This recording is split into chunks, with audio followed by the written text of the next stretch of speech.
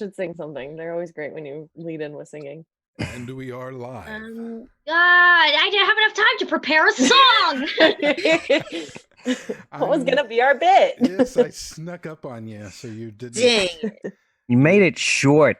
Yes. We couldn't think of a bit. There's still the title reel to go, so you're good to go. Hello, everyone, and welcome to tonight's presentation of KULT Divinity Lost Manhattan.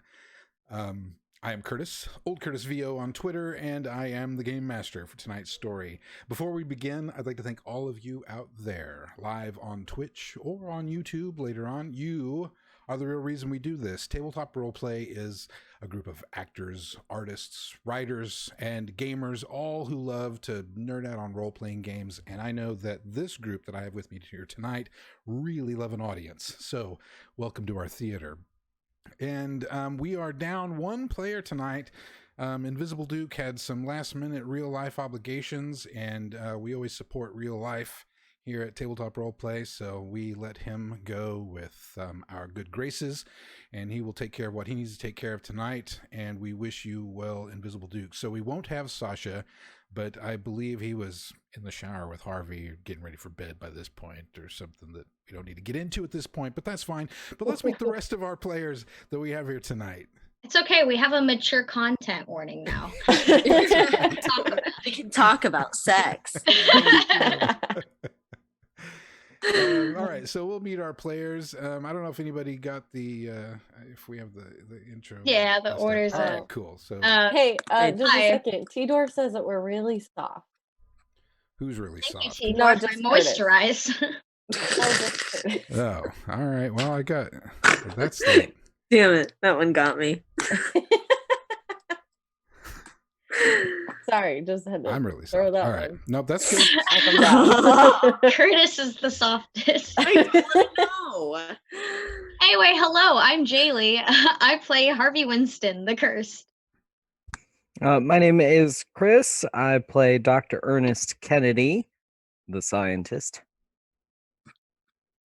Yes, hello. My name is Krista, and I will be playing Blythe, the doll. And I'm Erica, and I play Joel, the Avenger. Thank you very much, players. Let's see. I hope they can hear me. I'm in the yellow on my meter, so I hope I'm loud enough. But we'll see how that goes. Let's see. Better volume. Very good. Thank you, players. I don't have anything left. And now we'll begin episode 19.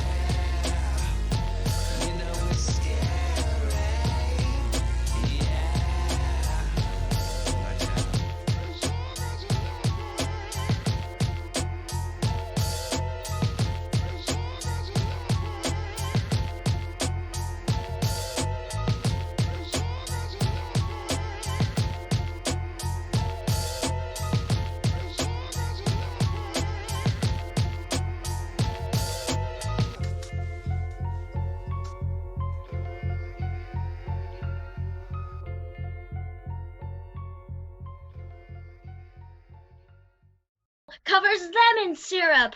And then Harvey turns to the camera and he goes, "Oh, da da da," and then he's eating, and it's all over. Did we just go to a McDonald's? Wow. And then you pan Badly. away, and it's not an IHOP. The sign falls away, and you see golden arches. Ba-da-ba-ba-ba. It was McDonald's the whole There time. was. I'm loving it. And he shoots up some French fry oil. Ew. Ew. That's Oh, what he does. Yeah. ouch. My veins. French fry. Well, There we are. I just threw up a little bit in my mouth. That thanks, was good. Harvey. These guys, I don't know what to Missed the do with whole them. thing. As soon as I turn their mics off, they go crazy. That's why we need bonus content. Yes. Subscribe to our Patreon. Maybe you can hear how that story started. Yeah, I'm gonna have to start recording all the off-camera stuff. Malkuth, the rebel, the queen, Gia's harnesser, the physical world. Those are her other names. Malkuth is the Archon who tamed Gia and created our prison out of the primordial forces of nature. She channeled the other Archon's principles and fused them into the machinery that keeps the illusion together. She came to represent true order, recurring cycles, and the transience of the physical world. She was the higher power we built our lives around, the seasons, night and day, the tides, waves, the rains, and sun and moon.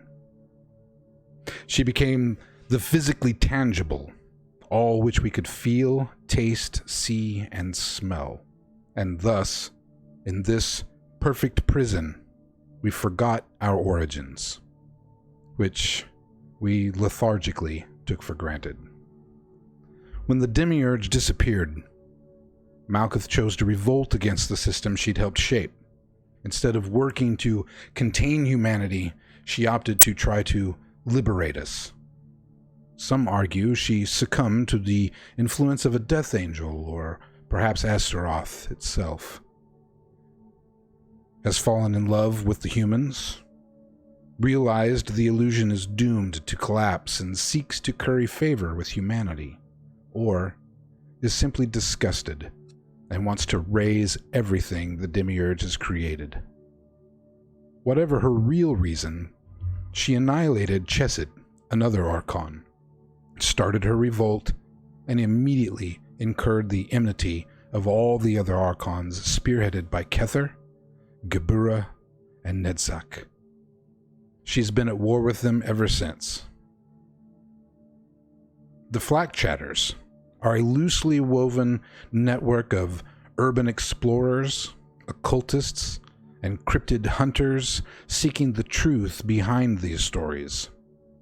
They meet to explore abandoned places, hoping to discover a pathway into the rumored city of Metropolis. Some members have actually reached Metropolis. They bring back curious objects and stories of what they have seen.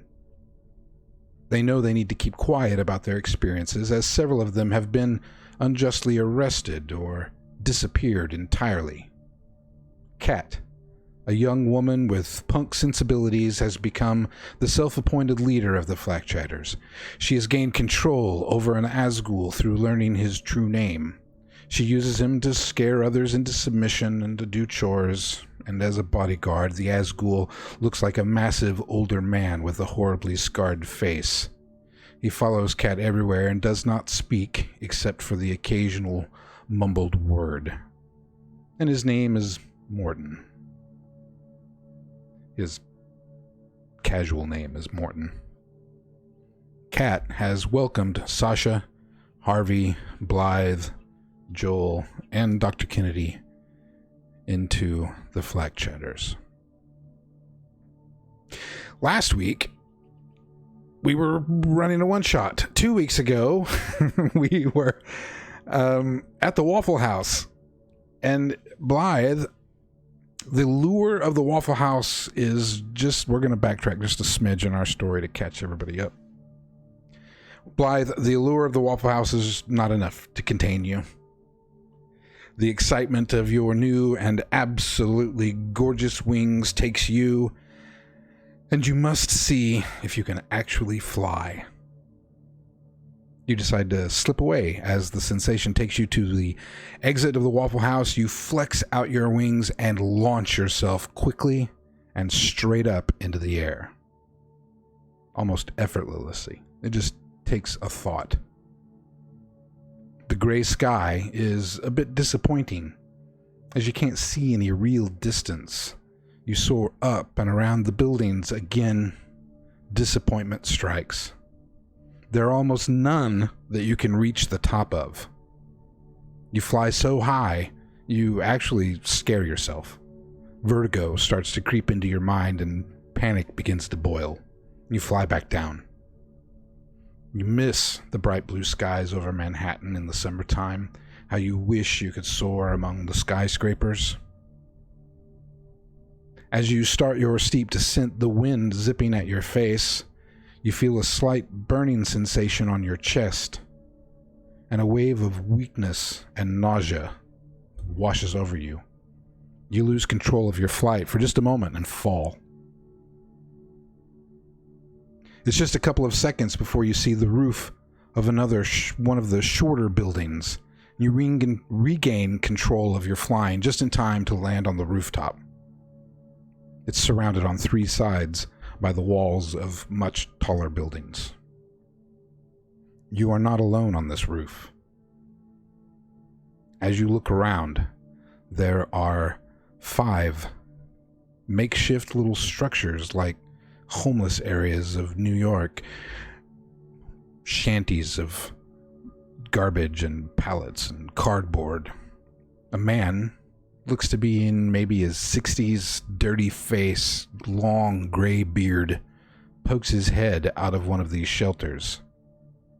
He seems mesmerized by you and your wings. He crawls out with a toothless smile, his gums blackened. The burning returns, and as you look down, you're wearing a pendant. A crystal teardrop, about 1.5 inches long on a silver chain. The crystal turns dark for just a pulse, and then back to its normal clear. The weakness and nausea rush over you again. Looking up, the toothless man, stinking and smiling, is coming at you, with both arms out as if going for some exaggerated embrace.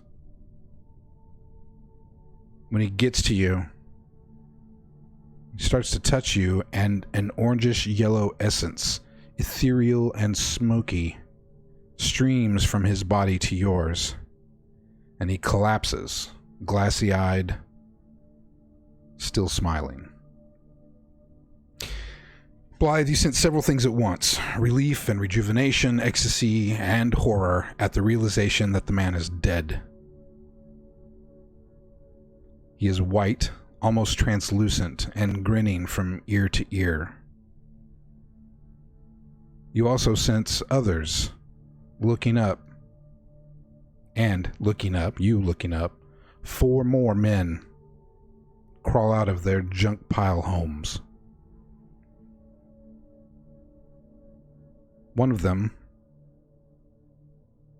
pulls a young woman by a chain, literally dragging her behind him, as she has no legs to get up on, nor arms to resist. Her chain coiled around her chest, her eyes look blank, her mind someplace else. The men are coming for you. What do you do?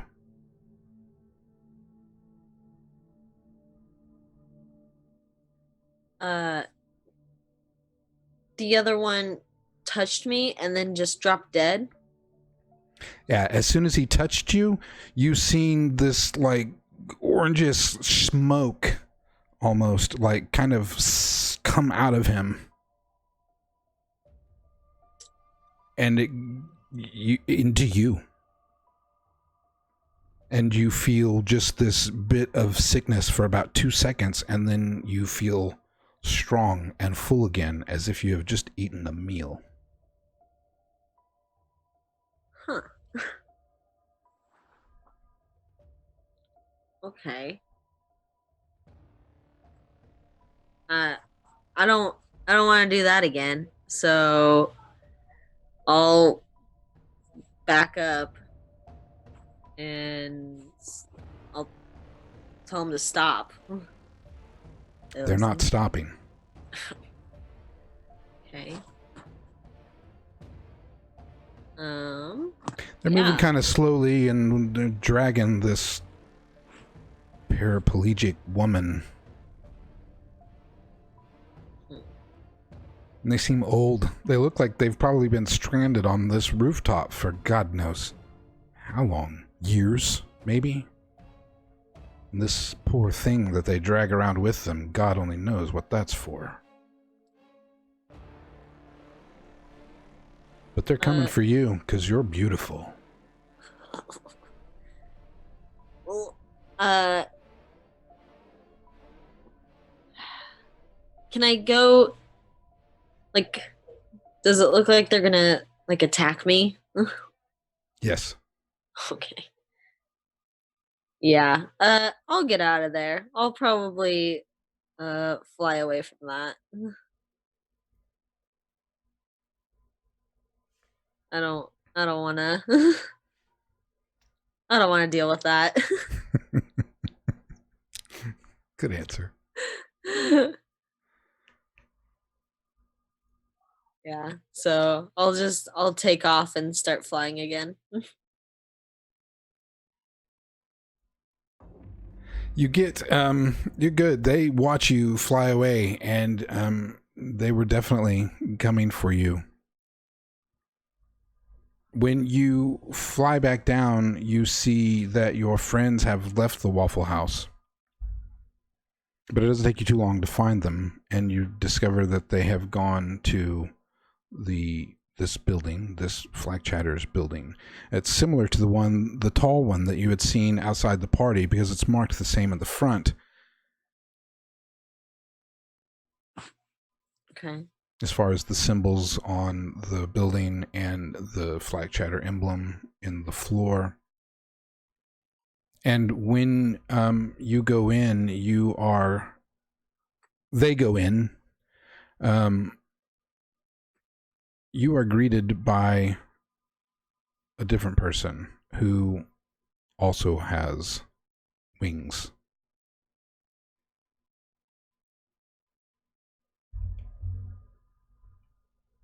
And this is David is his name. Okay. And David, I'm compressing a whole lot of information. David is the guy who then starts to teach you things. He takes you in, tells you about the Flag Chatters. You're separate from your group at this particular point in time, but he takes you to a different room and starts to show you things that you can do. He teaches you your ethereal ability. Okay. And then at some point, after talking with David for a while, he says, your friends are over here in the library. And shows you where they are so that you can go find Dr. Kennedy and Joel. And you run up to them and you say, guys, check this out. And check this out. And you go ethereal for just a second. Then you go, hey, wasn't that cool? It's something to that effect. Amazing. So David is like me. He is an angel? Yes. Okay. He's not an angel. He does tell you that there are angels, lots of different kinds of angels, some good, some bad. And there's a different type of angel for just about every different archon that's out there. And he is like you in the sense that he is a half-breed. To use a rude word, it feels rude. It feels rude to say it. You feel dirty. Yes, you're a cross. You're a cross between a human and a divine being of some sort. Probably an angel. So you're like half angel. I'll take it. But yes, you've got some really cool powers. He, if you ask him about your pendant. Yes. I'm just doing this because I know you're not fluent in RPG games, being this is one of your first. So I'll lead you a little bit. He teaches you about your pendant, And he also answers your question about why this guy just lost whatever that was, orange smoky type stuff, and died in front of you. Mhm. And you are being a half angel comes with disadvantages and advantages.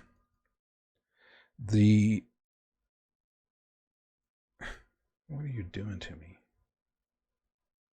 I try to do something and it goes nuts. Just fuck off. Hang on a second. Not you. Not you. I have to go. The call just drops. Oh, God. Yeah, and there goes why.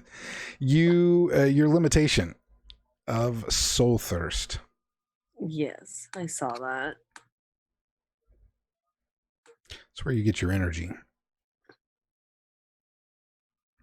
And basically, that's all you have to do. You have to decide that that's what you want to do. That first one was a freebie. And then you touch somebody and you can literally suck the soul right out of them. It's great. But it says sleeping or unconscious. But since that was a freebie, it was Yeah. okay that he was alive. Yes. Okay. He was mildly Really? unconscious. He'd been stuck on that rooftop for a long time. Okay. was He was one human soul, so I'm good for a week. Yes. Okay, great. I was about to go back up to that rooftop and start sucking on those other souls. And you also are informed of your new jewelry. Yes. You need to keep that on you at all times and don't let anybody get a hold of it. It would be detrimental to you.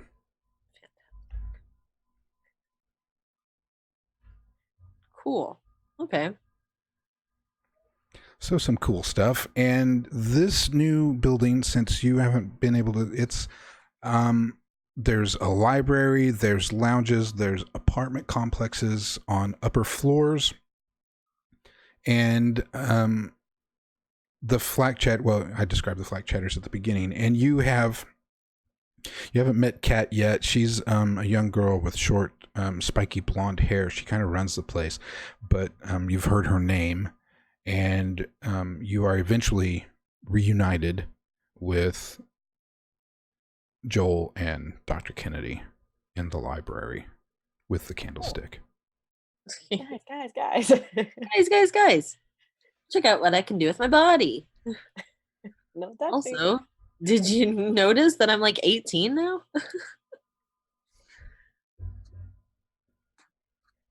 That's pretty cool. Legal. Yes. So that's now I'm turning it over to you guys. So there's the three of you. I'm gonna get to you, Harvey, pretty soon. Wait, Meta. Yes. Can they put their hand through my body when I'm ethereal? Like, That's a really good question. does it go through? I'm assuming so. Does my hand go through their body when I'm ethereal? Excuse you. Whoosh. I am. Let's see. I feel like you need to. Can she go through walls? This is the Scooby-Doo information that I need. Yeah. Can you haunt someone? Yeah, it is a fine ghostly mist, so it can. It think of it as smoke. You can Cool. wave through it. It doesn't eliminate it. It disperses. You can pass through it. It just sort of splits apart. Cool. You can't move through walls.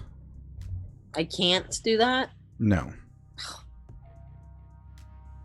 But you can slip under doors, go through cracks, find yourself in places that no human could find themselves. Well, hang on a second. Edges. Well, you can roll. Okay, then you can, if you choose ghostly movement, you can move through a physical obstacle such as a person, wall, or door. So correction. It depends on the roll, but even with a 9, you get to choose one, so you could choose that. You're like a human peephole. Yes. Oh, I love it. Oh, there it was. I am one whole peephole. God damn it. Did you see how I passed through that first door very quickly? I got past it. No peepholes.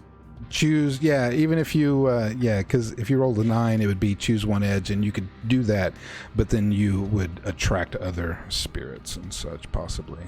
Oh, the music got loud.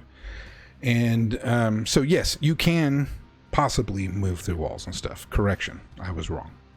Very cool. All right. You can also avoid harm, like you can turn that way and weapons pass through you.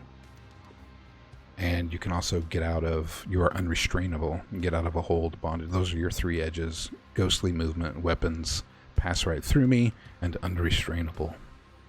That's awesome. I'm unstoppable. This is You've been great. restrained quite a bit. That'll come in handy. Yes. That'll be not- so nice. She's not taking that shit no mo. No. All right. So, So what you guys doing? Yeah. Research. Guess I just Wow. became the research assistant. Really feel like I got a choice in that, seeing as how Sasha and Harvey are upstairs. So What's researching? Runes. Magical runes. Why? Because I need to for a very important ritual that I need to accomplish. we're not like gonna sacrifice like a goat or something, are we? It depends on the runes. Are you kidding me? That's like a real thing. Of course. Blood has powerful magic. Where are we gonna get a goat? We'll cross that bridge when we come to it. What if If it's a we person? come to it. I crossed many bridges out there. There's like no animals out there. We'll figure it out if we need to. Yeah, how was your flight? Pretty lofty. It's gray out there. It's not normal. Has anything about our lives been normal for the past week? No. I'm just wondering, like, how do we go back? Like, are we stuck here forever? Is this what we do now? From what I understand, if we wanted to return to the illusion world, we could. Just by sheer willpower. But for the moment, we're safer here. Safer? Well, I think the option was help or don't help. Don't help means figure it out on your own, and do help means sacrificing goats, I guess. Not What are we necessarily. Being. There's What's the ritual for?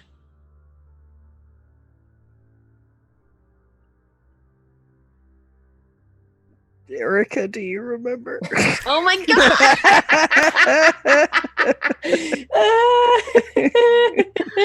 I should It's know. been so long, It's and I been didn't so get to long. rewatch last episode. So long, farewell. I No, bid you T-Dwarf, help us well.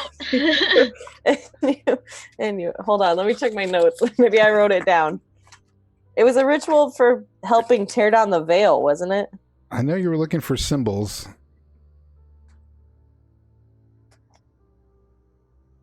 To perform a ritual. Cutters. Let's see. What are your options here? Other dimensions. Oh, T-Dorf doesn't even remember. My last note says Martin is the big guy. Or Morton is the big guy. Morton. Martin. So, I have to pee. Go for it. BRB. Go for it. while we figure out what we're doing. Harvey can pee in the shower. Sanitary. Sasha's like, what the fuck? Or is he? Oh, Or He's one of is- those. Water sports. Oh, I'm so glad we started putting the warning up at the beginning. Yes. I knew a lady who was into that.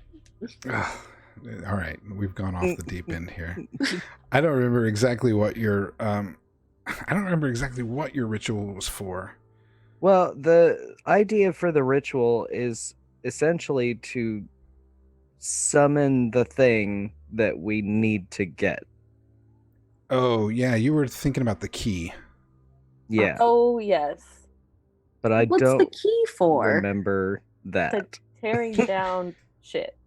Yeah, what you missed out last week, Blythe, that they learned was that the key, you've been fooled this whole time. There's been other powers that have been leading you guys down these paths, and the cube, the small cube, was a key, and it didn't go to Malkuth like you thought it had. It went to somebody else that was lying to you. We've been duped. And so now getting that key back would be extremely beneficial. Oh, so get the key.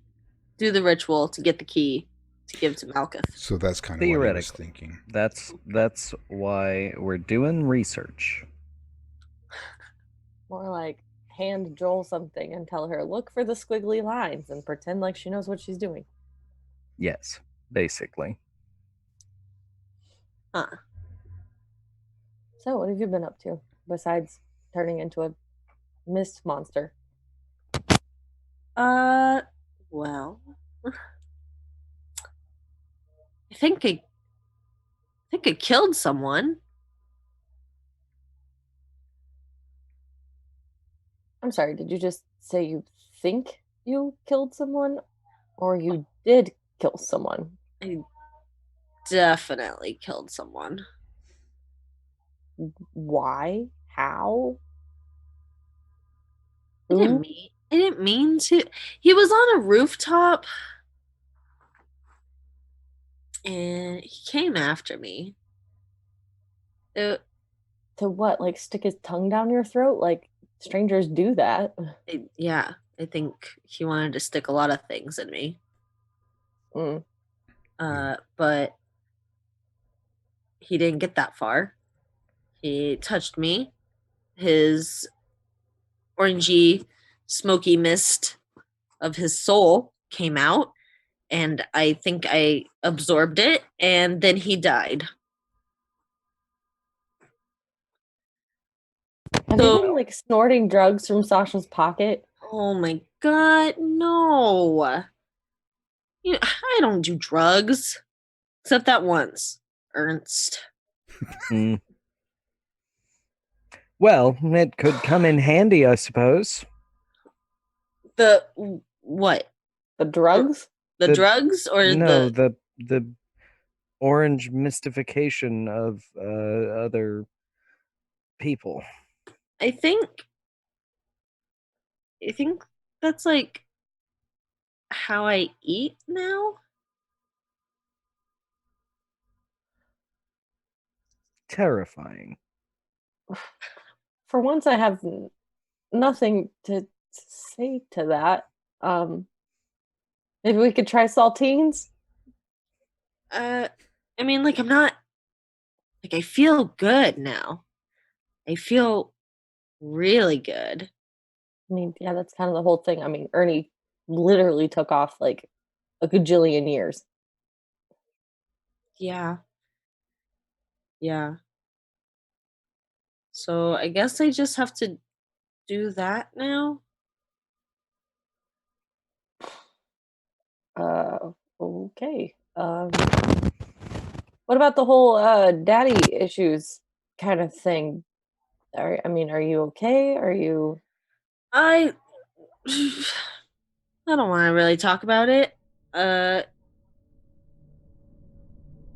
kind of found out my whole life was a lie. And I don't know, that's just pretty weird to me still. all right? Well, Do you want to help look for some squiggly lines to see if we can sacrifice a goat? I We really may don't- not need to sacrifice a goat. It will depend on the nature of the spell. I Well, just all really you've don't given think me we're is gonna kindness find to a do it. goat. I think the goats are in limited supply here. The goat is irrelevant at the moment. Squiggly lines on the piece of paper. Got it. Okie dokie. Joel, while you guys have been looking through the library and as you continue to look through the books, it's not hard to find the symbols of the archons that you need, Dr. Kennedy. Those are pretty readily available from these folks here. You discover something, Joel, perusing through the books of the library that catches your attention, and it has to do with this company, and I'm not sure if you've heard of it before. Yeah, I don't know if I've mentioned it in any of the episodes, but you recognize this information book you pick up that has to do with the company that your parents worked for, the R.E. Hauser World Services. Is this a crossover episode? It has to do with the company Retech, this very large company that you have heard of.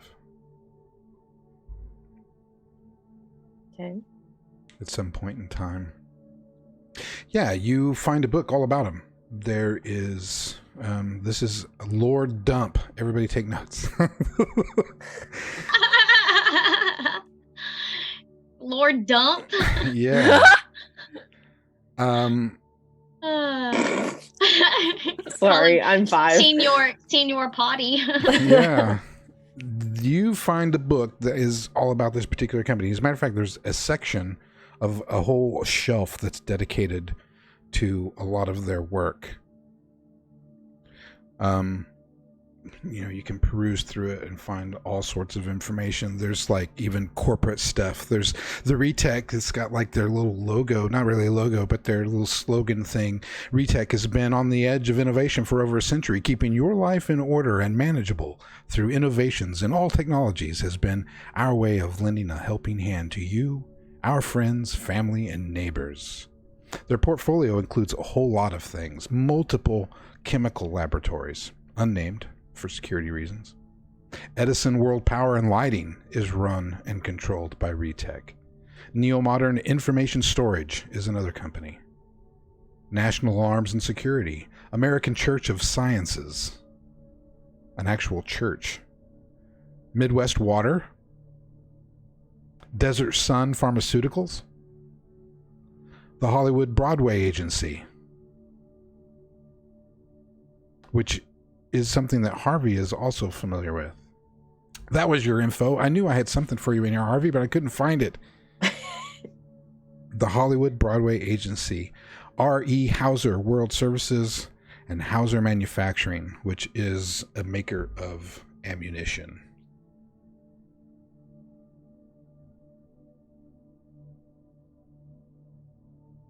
So Joel kind of like doesn't say anything. She just kind of like tosses the little slip of paper that Ernie gave her and just kind of like whoop, and is now hunting for any information on human trials / experimentation on human subjects that would have any of her dad or mom's names in it. But she doesn't say anything to anybody else. She just is literally planted herself and is going to town tearing through this stuff. Yeah, you find confirming information for just about everything that you already know, that your parents were working in a U.S. government lab on a joint project with R.E. Hauser World Services, and a long-term partnership with Desert Sun Pharmaceuticals, formerly known as USA Drug, back in the 70s. And you find that out. You didn't know about the whole pharmaceutical thing. You knew that they had did some work for the government, but you weren't quite sure exactly the ins and outs.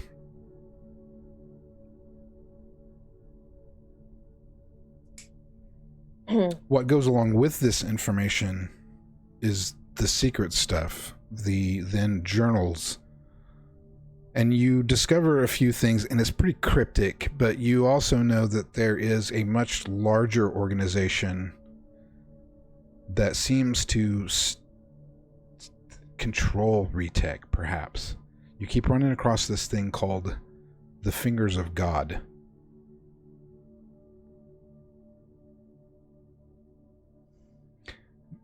Okay. Claims that it is the real organization of Retech. It's a complete worldwide organization. Roland Everson Hauser Tech, established 1898. Its western region is headed from offices in Las Vegas. Central region has offices in Kansas City. Eastern region has offices in Manhattan. The national headquarters is in Manhattan. There are foreign offices in London, Tokyo, Moscow, and Hong Kong, with a world headquarters in Berlin. And that seems to be where this Fingers of God seems to emanate from, is out of Berlin. But it looks like that's the power organization. Everybody who controls the different organizations are all seemingly tied to that somehow.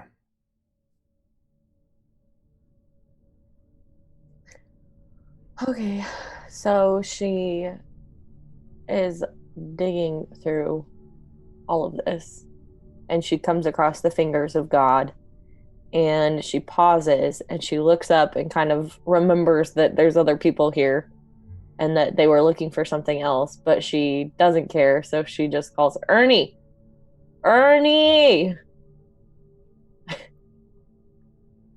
Who's dealing with a cat. Ernie. What was that face? Yeah, he got me real good. She yells Ernie, and I just see Chris.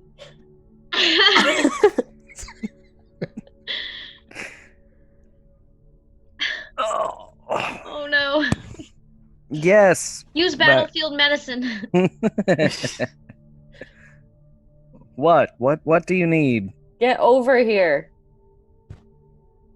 Did you find something? Something. Get your rickety ass over here, please. You know, I'm not that rickety anymore. Just shut up and get over here. He goes that direction. I'll let you know that what the papers are that you see, Joel. I mean, you're in the library, but there's not a book about Retech, but there are notebooks of accumulated paperwork that's corporate, that has been compiled so that you get the corporate information. The Fingers of God information is from journals and papers of people of flat chatters who have actually gone out into the world and tried to find information. And that's why it's kind of cryptic. You can't really pin a whole lot of it together, because it's just bits and pieces from several different people who have been out and discovered something. They write it down, and then it ends up compiled into the library. So that's where this information is coming from and why it's kind of funky. Okay. So Joel is like sitting on the ground cross-legged. She's got this notebook in front of her, and she's kind of like thumbing through pages, skimming as much as she can, and she just like looks up as she hears Ernie's footsteps. Ernie, have you heard anything about the Fingers of God? Curtis, have I?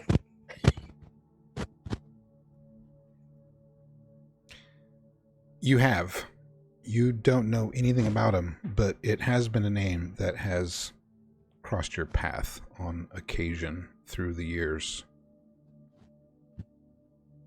It's come up on occasion. I don't know much. Okay, what about R.E. Hauser World Services? That is a name I know much better. All right. Did you know that they own all of this shit? And she's like looking back down now, thumbing through and kind of like finding the lists of things. I mean, security, power and lighting, pharmaceutical companies, some Church of Science sort of thing, a whole bunch of chemical labs that haven't been named, which I'm assuming is partly yours and partly my parents'. I would expect so. They are tied to all of this. So what is the fingers of God supposed to be? I mean, none of this information suggests anything. There's got to be more to it. I mean, seriously, my parents were working on this. You were working on this. All of this mystical voodoo bullshit, sacrificing a goat for God's sakes. That is, again, something that may or may not. Besides the point. So, if all of these companies are being funded and joint projected with all of this shit, aren't the fingers of God tied to all of this somehow? This whole veil thing? Well, I would say that it's a mark of great hubris that they named their organization the Fingers of God, but they appear to have their fingers in just about everything, so it seems accurate. Your patronizing just never gets old. The point is, what if we tear all this shit down and these Fingers of God people are pretty pissed off about it? I mean, are we ready to fight a war? I mean, we're not making any friends where we are. My brain is an overload. I can't even handle half of this shit.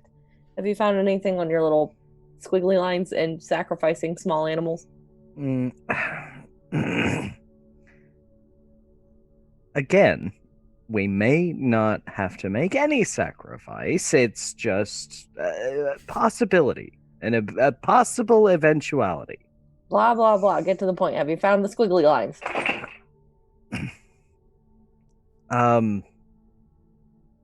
My research is going somewhat slower than I would like. I'm not sure if I've found quite what I need yet.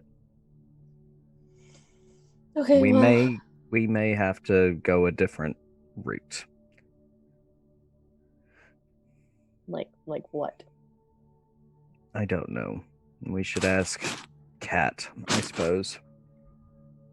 We should probably talk to Harvey and Sasha too when they're done with their canoodling upstairs. Excellent word choice. Canoodling. Is that spelled with a K or a C? I believe a C, yes. Let's cut up. Is that now the name of this episode? Canoodling? Canoodling. That's a really good name. Let's cut up to the canoodling for just a second. Gross. Yeah. Not like we're not in the middle of it. Oh, good. Post canoodle. Yeah, post canoodle. After that stuff, Harvey, did you have any plans? Sasha, I believe, is just exhausted and is ready for bed. Nah, he'll let Sasha go to sleep and tuck him in and find some clothes and head back down to meet up with everyone else. Okay, cool. So it's just a matter of time, gang, while you're down there conversing about these books and such and the information that you have. Well, I can just see Blythe standing there going. No, this is exactly what Blythe is doing. She found one of those really long, like, study tables, and she's laying on it, and you can just hear her laughing as she like makes her wings like spring in and out, and it sounds like one of those really big fans going like every few minutes. That's what Blythe is doing. So Harvey, you probably actually see her doing that before you see Dr. Kennedy and Joel, who are in the stacks. I just Yeah, see my papers go flying every couple of seconds. Like a new paper just like flutters to the ground. He's in a very good mood when he comes down and he sees Blythe, and he like kind of like jogs over to her and like looks over her. Blythe, Harvey, what the hell? what? You can't just fly off like that. Like, oh, I'm upset. Bye. What? And he just kind of like teasing like an older, bigger brother. He like gets onto the table and like steamrolls over you and like all of Ernie's papers. Just Good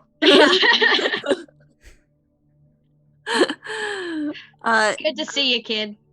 I'm sorry that I took off like that. You should apologize to Sasha. He was really worried about you. I was fine. No, I don't doubt that. You got wings now, but Yeah, that's pretty cool. have you figured out how to get? Yeah, pretty well. Wait, did you touch me? Yes. Nothing happens. Oh, no. Oh god. Okay. No, the first one that was just for show. It doesn't really happen that way. I just wanted to do that so that you would have your first experience kind of happen to you, and then you would know what it would look like and all that kind of stuff. But no, from this point forward, it's by choice. He steamrolls over her and then just dies. Yeah, Harvey comes up, gives you a hug, and dies. No, I think Blythe would freak out if he hugged her. She'd be like, whoa, whoa, because like That is a possibility too. she just saw that someone died by touching her. Yes, no, Harvey seems fine. Okay. I killed someone. I told them, but he touched me, and so I'm really glad you're alive. Where did he touch you? Are you okay? No, I'm fine. I'm fine. He was creepy, and he was a roof person. Roof person? You got touched by a roof person? Yes. You're right. You know what? I'm actually you can't run away if you're gonna get. Is that a new type of creature? A roof? It was like they looked homeless, but they were on a roof, and they had a woman on a chain, but then this old man came and he touched me, and then his soul left his body. I ate it, I think. I'm not explaining this well. He's flabbergasted, and he just stares at you with this big, like, dramatic face of disbelief. And then after a moment, he just shakes his head and closes his mouth, because of course that happened. What else hasn't happened to them in the past week? But well, I'm just glad you're okay. Are you okay? Yeah, I feel good. I feel really good. He didn't poison you with his weird orange mist? No, I think I think it made me feel better. I think that's how I eat. I think I have to eat people now. Okay. Sure. Okay. Cool. You eat people. Cool. Cool. Yeah, but like none of you guys. I mean, we can use that. It's not. Yeah. Just No. don't need any of us, and No. we're set. No. It's weird though because you touched me and you didn't. Huh. Well, thanks for not eating me. I guess. I didn't really have much control over it, but yeah, I'll try not to. Well, we'll figure it out. Okay, we'll figure out together. Okay. Okay. The two So what of you. are? Oh, sorry. Go ahead. I was just gonna say, what are these two bozos doing? Sigils, signs, squiggly lines, goat sacrifice, but there's not a lot of goats. So Yeah, I don't think there's any goats. yeah. That's gonna be a problem if we have to sacrifice a goat and there's no one around. The goats may not even be necessary. Well, if they're not, why did you bring them up then? Okay, I I feel think like this has children been are gonna be next. a long running argument between you two. Man, I missed a lot. All right, Yeah, so we're looking for sigils. Where have you been? What? Just showering. Okay. Where's Sasha? He's asleep. He just looked. Yeah, he's asleep. Okay. I think he needed it. Yeah, I think we all kind of need it. Hey, Harvey! Yeah. What's up? Yeah, let's go over. Come over here, please. All right, and he slips off of the table and heads on over to Joel. Yeah, she'll hop off and follow Harvey. Yeah, what's up? Have you heard of something called Hollywood Broadway agencies? Oh yeah. Okay, Ernie, that also is involved in whatever this fingers of God bullshit is. So it's literally tied to everything, including the entertainment industry, including good little Harvey boy here. Have you ever heard anything called the fingers of God, Harvey? Is that like a new movie? No, I haven't. But I've heard the entertainment agency. I actually booked an agent through them before. They're good. Wait, what are you talking about?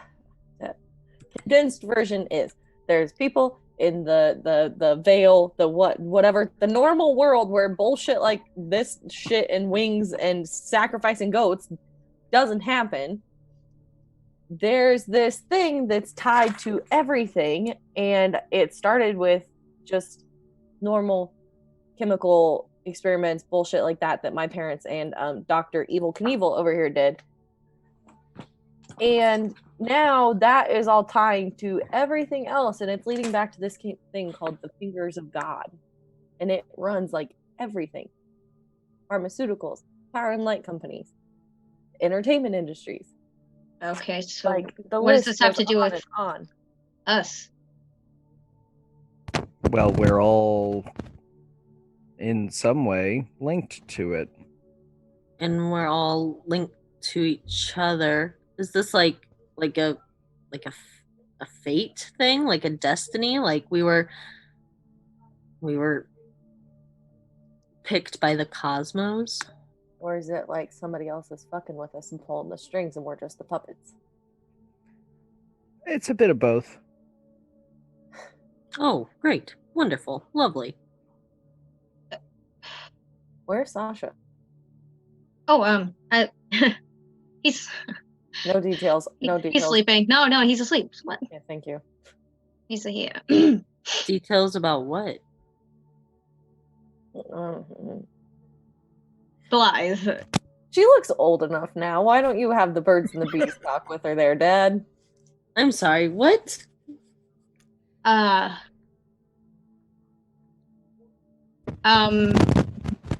not really my forte. I think we should talk about this this corporation running everything. So whew, it's hot in here. Are we talking about? Are they like stuff from the illusion? Are you saying the illusion has a hand in all of these things? I don't know, but I feel like this is probably the thing that's pulling the strings on the illusion. But I'd like to probably go find maybe Kat and ask her about it. But Ernie also needs to find the squiggly lines of bullshit with goat sacrificing, so I don't know. You know, you lost me, but I'll help. What do you need, Ernie? I have collected as many tomes as I think are going to be useful for the time being. This is more pressing. If I can manage to put this ritual together, I shouldn't need any more help. So you're gonna let us know if you need to find a goat, is basically what you're telling me. We'll cross that bridge when we come to it. If we come to it. I'm just saying, there's not many goats out there. Well, I was also saying earlier that there's nothing that is keeping us in this plane. So we could just leave? Yes. So what are we still doing here? It's much safer here. Yeah, From what?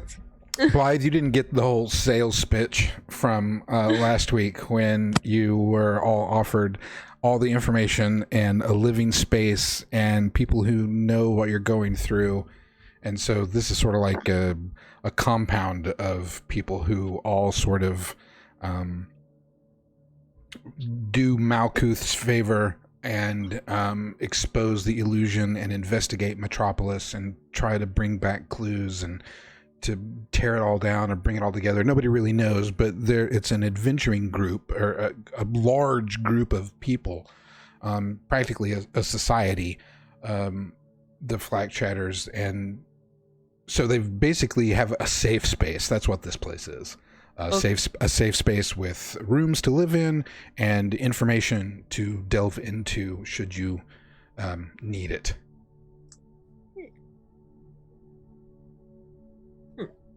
Which is why they're all like, "Oh, cool, we'll stay here." But okay. you weren't here for that particular decision, okay. So yeah. I understand. And Ernie, I'll let you know that you've seen your abilities on your character sheet, but I'm gonna, just as meta, you can seek out all of the information you need to start performing any ritual that you need to do is available to you. This is just part of your enlightenment. The best way for me to play it out game-wise, I suppose, would be like when you start looking at this information and stuff, it all just makes sense to you, which is like kind of amazing in the sense that, you're very scientifically minded, but then you start picking up these books about magical rituals, of which none of them include anything to do with a goat. For your information, and all of them make sense. You're like, oh, I could do this. It's like reading a recipe. You know what I mean? All the information just seems to coalesce in your brain and makes perfect sense in the areas of summoning things. And you even discover that you could probably even communicate with the dead. That's another ritual that you find that is. Oh, it looks as easy as Rice Krispie treats. Neat. So you have those availabilities. As you're all having this discussion, there seems to be a bit of commotion happening on this main common area of the building, this particular ground floor where the library is and the reading rooms and the lounges and all of that sort of stuff. There's a lot more people just in the last 5 or 10 minutes seeming to be congregating. There's a lot of conversation happening, and it seems as though somebody's about to go on a journey, is what you can make of from the talk and chatter. The library has gotten loud. It was particularly quiet, but now you can hear people coming. There's conversations happening, and they all seem to be congregating there in the middle area.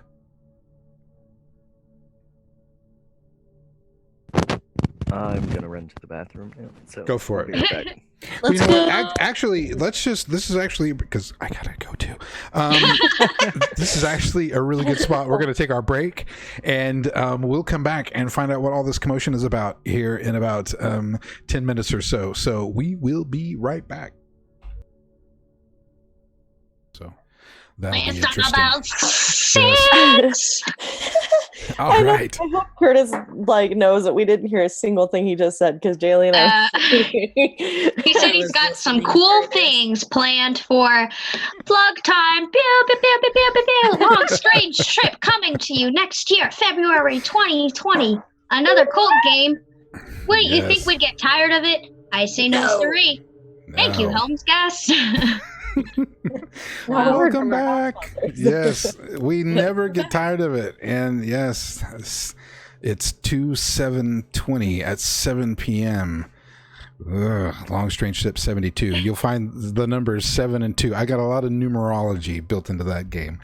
Welcome back, everybody. Here we are. It's after break, and let's see. I think Ernie needed to pee. Oh wait, no, that wasn't what was going on. There seems to be some commotion. You guys are doing your research. It's not like going crazy, but there is more activity happening with other flak chatters in this main area now that you had not seen. There's more people that have come in that you guys haven't seen, and you see someone. It's not Cat, but it looks like there's a person seemingly in charge. Who seems to be giving a little bit if you come out, but there's commotion happening with people. Not commotion, there's just activity happening. Yeah, Harvey would go over and check it out for sure. Yeah, absolutely. Life would be Set- right, Harvey. Yeah, I'll set my books aside and go check it out as well.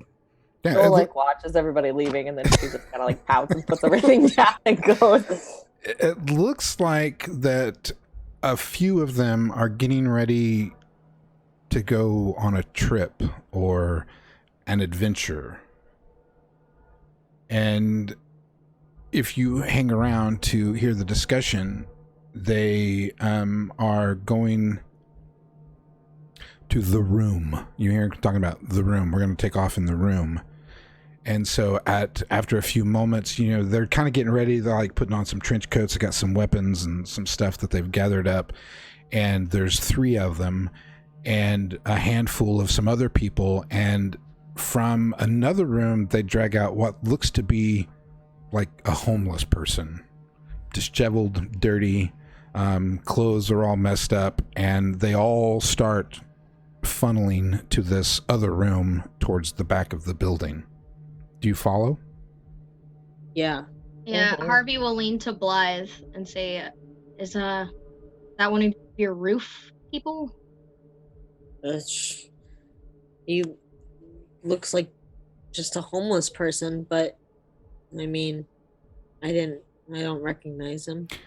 Doesn't look like one of the roof people were like they looked a little nuts, wide-eyed and scary. This person is wide-eyed but not scary. This person is scared. Scared. Yeah. I'll go Snoop. Blythe will nudge Ernie, be like, "What's the room?" Hell if I know. We've been here for maybe an hour. Judging by the look on his face, I'm gonna go with human sacrifice. Which, for the people at home, an elephino is a cross between an elephant and a rhinoceros. The a elephino. I'm a What's dad. the room? Dad, Where do you keep Dad albinos? jokes. dad joke. Dad Oof. jokes. I can't help it sometimes. You follow him to this room, and there's only like about 10 people, but that is the biggest group that you have seen since you've been in here. Is why I was trying to make a deal out of it. It's not like it's this big, huge thing. It's just it's something happening, and 2 people drag in this homeless person, and you follow them, and they take you back down that hall that you went, like you were going to Kat's place, but they take a different door. And no one stops you. You're welcome here, so no one gives you a second look. There are some people looking at you, like the new person in class looks. You know what I mean? Like, oh, who's this guy, or girl? And if you follow them into this room, it's actually a big room, probably 50 feet by 50 feet, and in the center is a big cube, like about 5-foot cube of white stone, except that it is like covered in old blood. Yeah, all the color from Harvey's face is just gone when he sees that. Oh, great. Human sacrifice, just what I wanted to get involved with. You okay, Harvey? It's just it's kind of where it all got really fucky. Yeah, but it's okay. It's okay. So what, are they just gonna feed him to the Archons?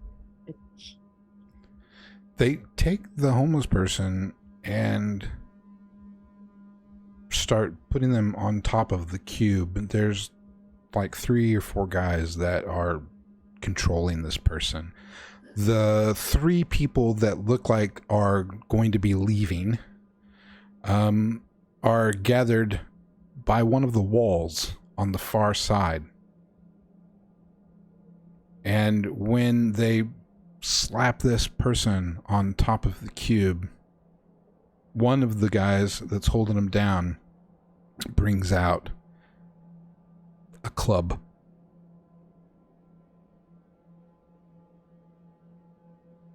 And begins to beat this man. Oh, God. Joel turns away. She knows what blunt trauma to a head looks like, and she does not want to relive that. They don't start with the head. Oh, God. They are not killing this man. They are causing trauma. They are hitting his leg, his gut, his arm, practically just about any place except the head. The 3 that seem to be waiting to go are they watch the homeless guy and then they look at the wall, and they watch the beating and then they look at the wall. They watch the beating and they look at the wall, and after about a minute of this guy, and he starts to scream at this point and cry out in pain and beg for his life because he thinks he's going to die. And it's about the time that the man starts to realize that he's going to die, and you can hear it in the sound of his cries and voice, the change from "this really hurts" to "oh my God, I'm going to die." And at about that moment, a door appears on the back wall. And those 3 guys that you assumed are the ones who are leaving go, "Okay." And then they open up the door and step through, and the door just sort of fades away. Another man pulls out a pistol and puts the homeless man out of his misery.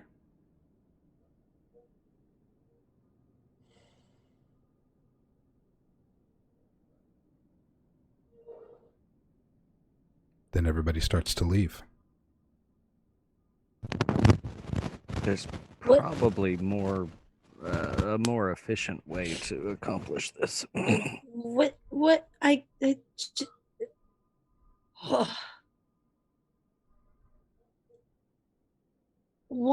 Why? I don't understand. Is David in this room? David is not in this room. Is Kat anywhere to be seen? She is not here. What about There's another person, kind of You know, big man, 6'2", chiseled jaw, obvious leader-looking, handsome guy. Who seems to be in charge. Oh, Joel's marching for him. Spots him, eyes him, is marching. Yeah, Harvey sees Joel go off and he kind of blinks away his shock and he'll follow her. Kind of keeping an eye on her because he knows she's a little fiery. Yeah, he's kind of just walking past you. You don't really have to go too far. Once everything ends, he starts heading to the door like, okay, that's done. Does he acknowledge a pissed off 17-year-old walking at him? Well, if you like step in his way or something, I mean, he's going to like give you a smile and a nod as he walks past. Unless she's going to insert herself in his walkway. One of the new people. What the fuck was that? We were opening a doorway. By killing someone? It's easy and fast. A doorway to where? Metropolis.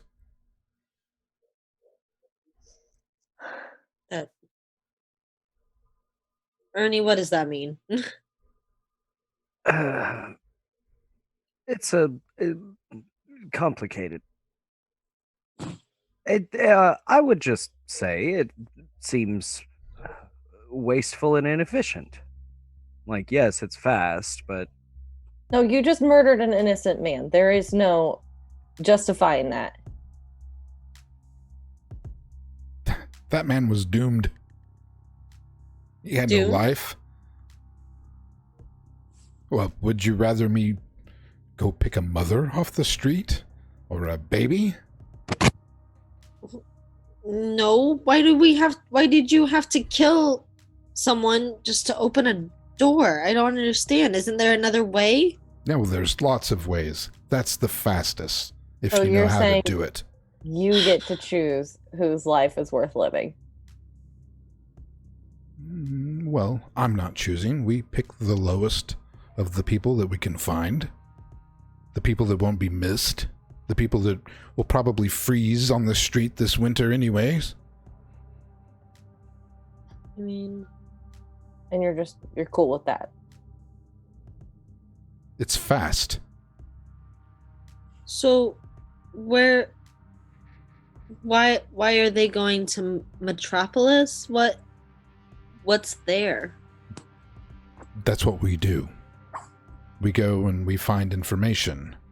And hopefully, at some point in time, we can help tear down this illusion. And then we don't have to worry about the homeless. So, it's for the good? Of course. Huh. Fucking soldiers. All I'm saying is that you could easily reuse that resource rather than eliminating it at the end of the process. I know, but we've done so much damage and he's in so much pain. It's much easier just to go ahead and put him out of his misery. I could have taken care of him in 30 seconds. He still has misery on the streets. Of course. But the process might be even faster next time if he's already experienced the trauma. I like where you're going, Doctor. We've actually tried that using the same person over and over. It seems a bit unethical. It's all fucking unethical. Do you do these things like when every needed? Week? Nice. The last time we did it was 2 days ago. Oh, so it's often. Well, I suppose it depends on what often means. We don't do it multiple times of a day. Listen, I appreciate all of your concern, but this is one of the easiest ways we've discovered. Traumatic events. Expressway to the other side. Well, what's the second easiest option? Why can't you do that? Speed. It's so much easier. We don't have enough magicians to perform rituals all the time, and many times unless you're enlightened, the veil is not easily transferable. You have to find your doorways, and they're often hidden. And sometimes you find a doorway that doesn't go to Metropolis. It might go to some other place that is even worse. Well, while I'm here, I can perform the rituals without any further loss of life. I heard we had a magician in the house. That's you. Hmm. A magician? Yes, someone who can perform rituals. That's what we were researching downstairs. Well, right, but I didn't know, like, you could just do them. You can just like pull bunnies out of hats? You can perform rituals, but they take a lot of time. It's somewhat more complicated than bunnies in hats, Blythe. Anything worth doing takes time. Just let me know next time. Listen, I understand you're all new, and this may seem shocking to you, but we've learned that this is a nice, fast, efficient way compared to others. It's nice having you here. We may use you for a ritual. Are you capable of opening doorways at this point? Oh, it wouldn't take me long to figure out how to do it. Well, Wait, doesn't Sasha have magical doorway powers? Couldn't he just do it? I mean, His is a little less than, well, reliable. yes. About to say, could he control it enough? He's controlled it a couple times. He seems to be in a better place mentally these days. Perhaps. that's the one who was the Wayfinder, right? I've heard that term bandied about, yes. It's possible we may use you for an alternate method if the timing is right and we don't have access to someone readily available. I appreciate the offer. Oh, so that was like a bullshit way of saying, no thanks, we'd rather just keep killing people.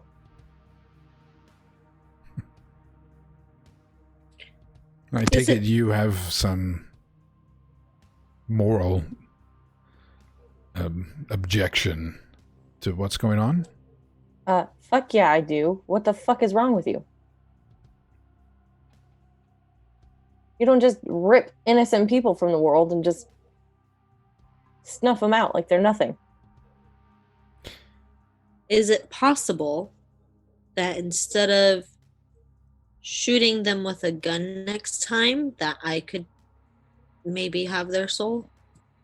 Like, you're not eating people. I mean, she probably has to. I mean, if they're going to get rid of him anyway. Of course, yes, that's definitely an option. Sometimes we do that for David. Oh, Who the fuck is David? I think I need to get to know David a little bit more. He seems like a stand-up guy. Stand-up guy who will eat you. No, he's like me. Yeah, I trust you. I don't trust David, the soul-sucking leech. Okay, well, I'm a soul-sucking leech now, too. No, Blythe, no one said you're a soul-sucking leech, okay? I mean, but he's like me. He understands. Like, he taught me how to do the neat thing with my body in the mist. And that's why we're here. Okay, we're here to learn how to control this. I don't like it either, but this is the way they do things. think we should just let it happen. If Sasha were here, he would not be okay with this. I just want all of you to know that. Well, Sasha's Sasha's not not here.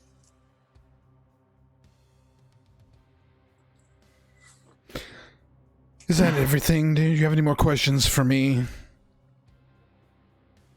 I have other business to attend to. I apologize, madam, for offending your greater sensibilities. He's talking to you, Joel. But this is the practice that we've come up with recently, and it seems to work rather well and quick. And we don't try to kill anybody we don't think is going to be missed. We pick the best that we can. Everyone will be missed by someone. What you're doing is fucked up, but like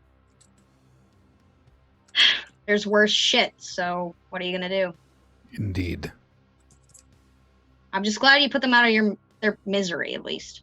Of course, we're not barbarians. See, Joel, they're not barbarians. I Yeah, probably sure. would have just healed his wounds and tossed him in a cell. But Well, yes, that seems to make sense, Doctor, but Not any better. I mean, it's prolonged torture. Well, if Ernie can do the rituals, can you let us have that at least? You gotta have some. Of course, I understand this is all upsetting to you guys. We have no more excursions planned for the next couple of days. Those gentlemen will be back, and no one else is going out. So you can all rest assured that this isn't going to happen again anytime very soon. And we will certainly look into these other options. why did they need to go to Metropolis today? Well, this was planned for some time now. These gentlemen have a mission. We all have a mission. And do you go get them if something goes wrong? Do you go look for them? Do you care about them? If something goes wrong, we will never know. There are some that never return. And Some that nobody do. goes to help? Of course not. All right, well, I've heard all about enough of this bullshit. You can gladly walk the fuck on, thanks. I don't think it's really any of our business, Joel. I think they've been doing this for a long time now, and I don't think it's our place to say how they run it. We're supposed to be getting involved in it. And this was not part of the sign-up sheet. We're not the ones who have to kill them. You're not. We also have more important things to worry about. Where's Kat? Have you seen her? Who in the ass is Kat? Did I meet her? You did not meet Kat. Okay. Who in the ass is Kat? She runs this place. And she's in charge of us? I think Malkuth is in charge of us, but she's in charge of here. I mean, we can do whatever we want, I guess.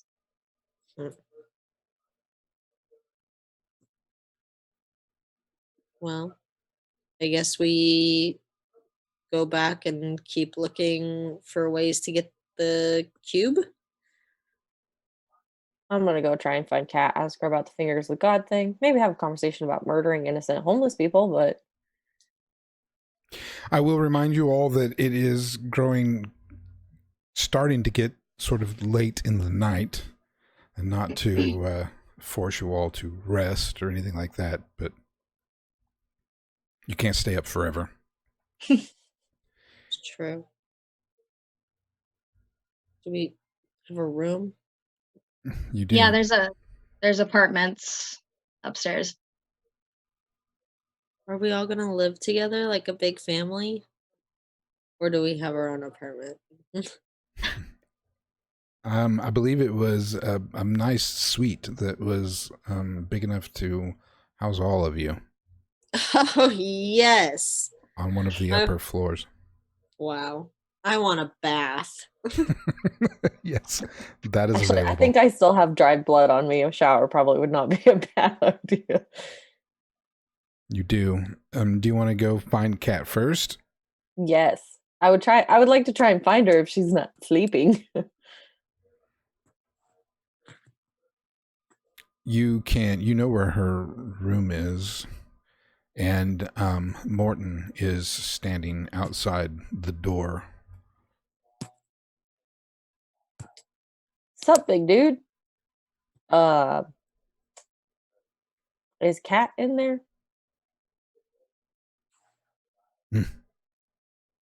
He grunts and then turns and goes through the door, closes it behind him. After about 5-6 seconds or so, the door opens and he motions you in. Thank you, big man. That was very awkward. All right. She steps inside. And Aim 2. oh, Ernie's coming. Oh, Ernie's coming too. Right on. Ernie. What, Blythe and Harvey? Are you going upstairs? And you were going to go shower. Yeah. Blythe, Harvey, are you going upstairs or do you have? Well, I was gonna stay and try to help Okay. Kennedy look for runes. If he's going to talk to Kat, then I'll probably just go to bed. Okay. You can do what you want. I'm just wanting to clarify for my mind so I know where everybody's at. Sleepy time. Sleepy time. Yes. Show us to our room, Harvey. So you guys go up to the apartment and the other two go into Kat's room, and she is not sitting up on her chair. She's over sitting on a couch off to the side, sipping a glass of wine. Does she say anything like as we walk in or acknowledge Well, our she doesn't say anything, but her eyes give you the nonverbal. Oh, here you are, and she gives you a smile, and is kind of waiting for you to speak first. So Joel kind of squares up and, hey, can we ask you a couple of things really quick? Yeah, of course. I don't know where to start with this. Murdering people to get to another place. Yes. Everybody's just cool with that. Violence is a very quick way to open portals. Violence is a quick way to get to anything. It doesn't always mean it's the right thing to do on innocent people. Well, no. Of course, you're absolutely right. If there was a faster way of doing it without involving another person, we would. But it's so much easier to take a nameless person off the street than someone that we know. So if someone were to say fix that whole process, you guys would be okay with that? And how would you plan to do this? I don't know. Ernie's thinking up something, I guess. And Blythe wants to eat their souls. I don't really know. Listen, I understand that it is traumatic and evil in your eyes, but it is quick. We use someone that is hopefully the least impact. We can't guarantee it, but it's the best we can offer. Otherwise, we spend half of our time searching for doorways rather than just creating a doorway. Rituals are nice, but rituals also take time. A ritual to open a doorway takes hours. Okay, They said this was planned. You can plan for the time of doing the ritual. Well, you are correct, but we don't have anybody who can perform that particular ritual at this point in time. You? I did a lot of studying in the last 100 years. Interesting. Well, okay, then we'll give you a shot next time.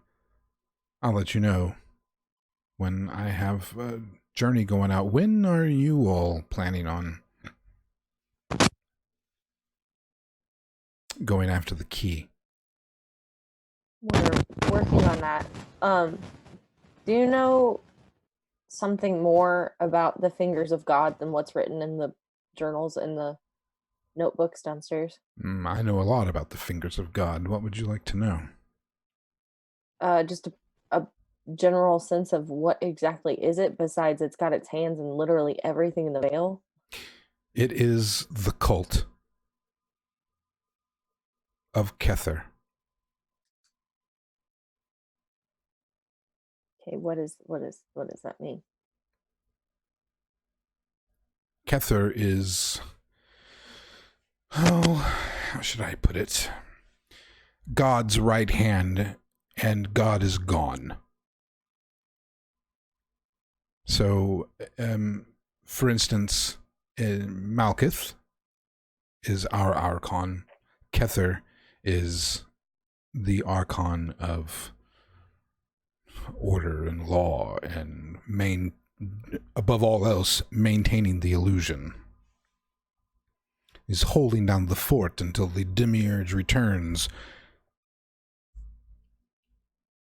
And the fingers of God are his cult. They are massive. They are worldwide.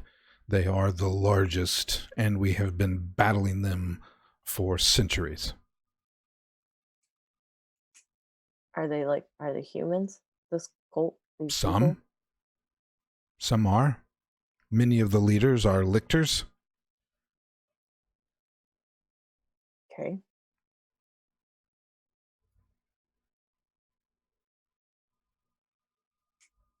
It's connected to absolutely everything. They're Connected to many of us. yes, they're kind of the man behind the curtain, as it were. Retech is their front. That is the organization that controls all. Right. At least attempts to. A massive corporation. Their fingers are in everything. So this cult could be key to possibly taking down the veil, or at least getting one step closer. Certainly. Yes, but taking on the fingers of God, I mean, we fight small skirmishes with the fingers of God all the time. They've got complete control over Manhattan, practically. It's like some small third world nation trying to take on the Russia or the United States. Kat, is it possible they might have the key?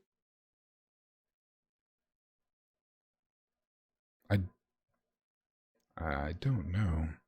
I mean, if they're tied to absolutely everything and they're hell-bent on keeping the veil up, what if they've already got the key and they've got it stashed someplace? Somebody amongst them used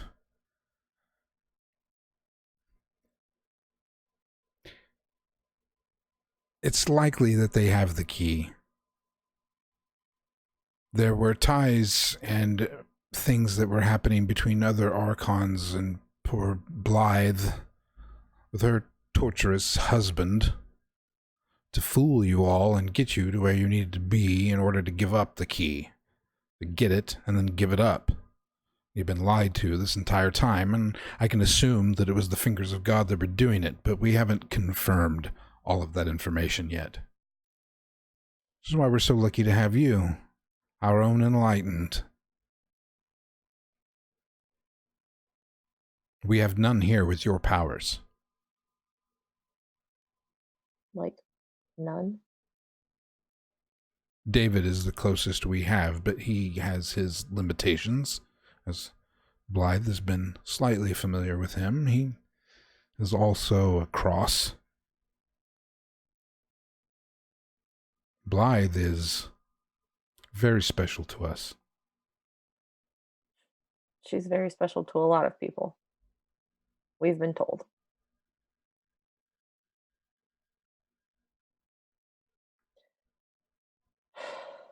All right, Ernie, do you have anything you wanted to ask Kat while we were here? I do. You should go upstairs. Why? It will be beyond your understanding. It's about the runes and the rituals. Doesn't mean I can't try. Fine.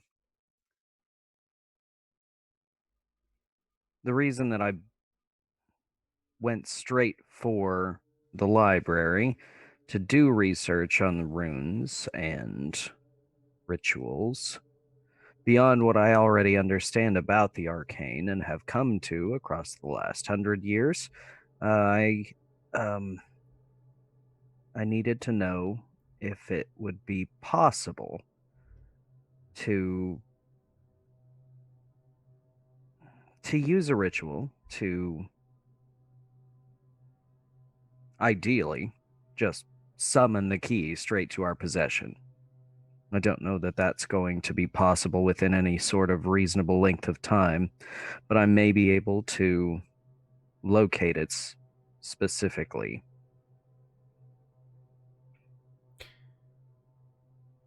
It is possible. I don't know how exactly. I know that you would need to know who has it. Hmm. And that information could be discovered, of course. Once you found out who had it, then I suppose with the right concentration, for lack of a better word, really, you could focus in on it and pull it through. I suppose it's feasible. The illusion is bizarre, and quite honestly, the key could be right over there, and we don't even know it. Hmm. Well, just wanted you to know that is what I am working on at the moment. It's excellent. I'm so happy to have you all here. I'm sure. I'm going upstairs. I will, if it makes you feel any better, Joel, before you leave. The homeless is the least of the harm we could do. And while to you it seems massive, just realize I could take all of my people and we could take Blythe, for instance, and put her on the cube. And we could open all portals, and they would remain open. But we won't do that. That would be mean and cruel. So we do the least amount of damage that we can. And while it may be utterly offensive to you, it's the quickest, least impactful way that we have discovered yet. Aside from rituals, of course, Dr. Kennedy, that we have at our immediate disposal.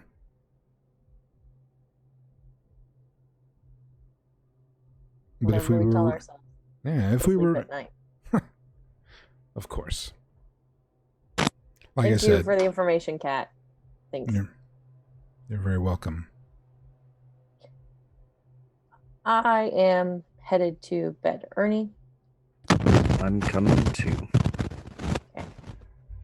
And Joel marches out of the room, but doesn't have much else to say. She's kind of done with it. Harvey, what did you do? He went upstairs with Blythe and showed her where they were staying. So yeah, he walks upstairs with her and goes in the room and turns to her like with a finger to his mouth, like, be quiet, and walks in. So I guess this is where we're staying for a bit. Wow, it's nice. Is that a cat purring?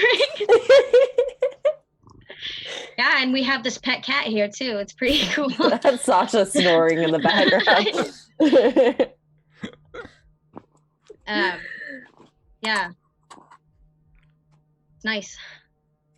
And he's watching her, and you can tell he kind of wants to say something, but he's just staring down at her because he towers over her at this point.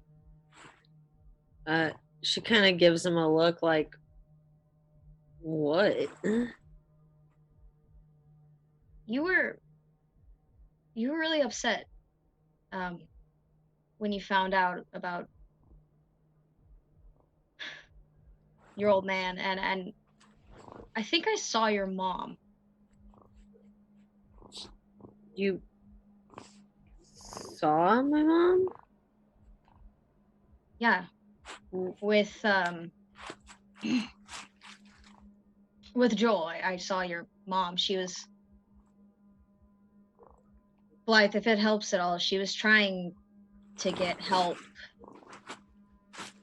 From what I saw, she cared about you.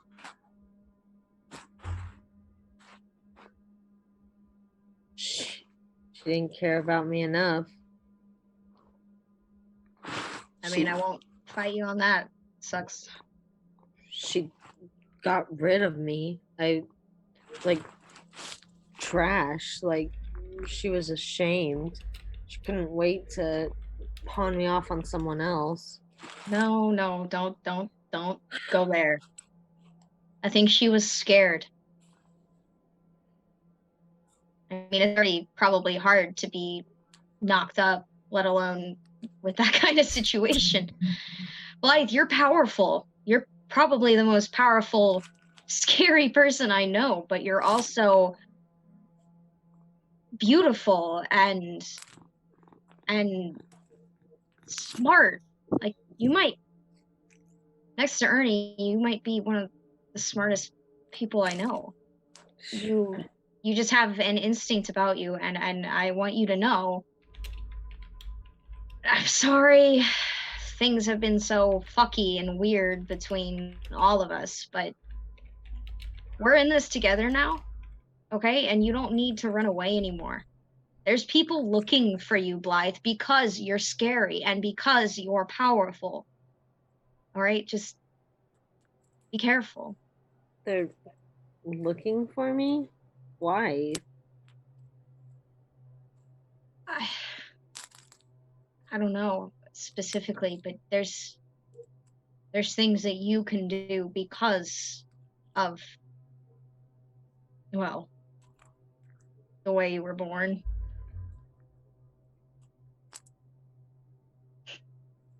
Do you think they want to hurt me?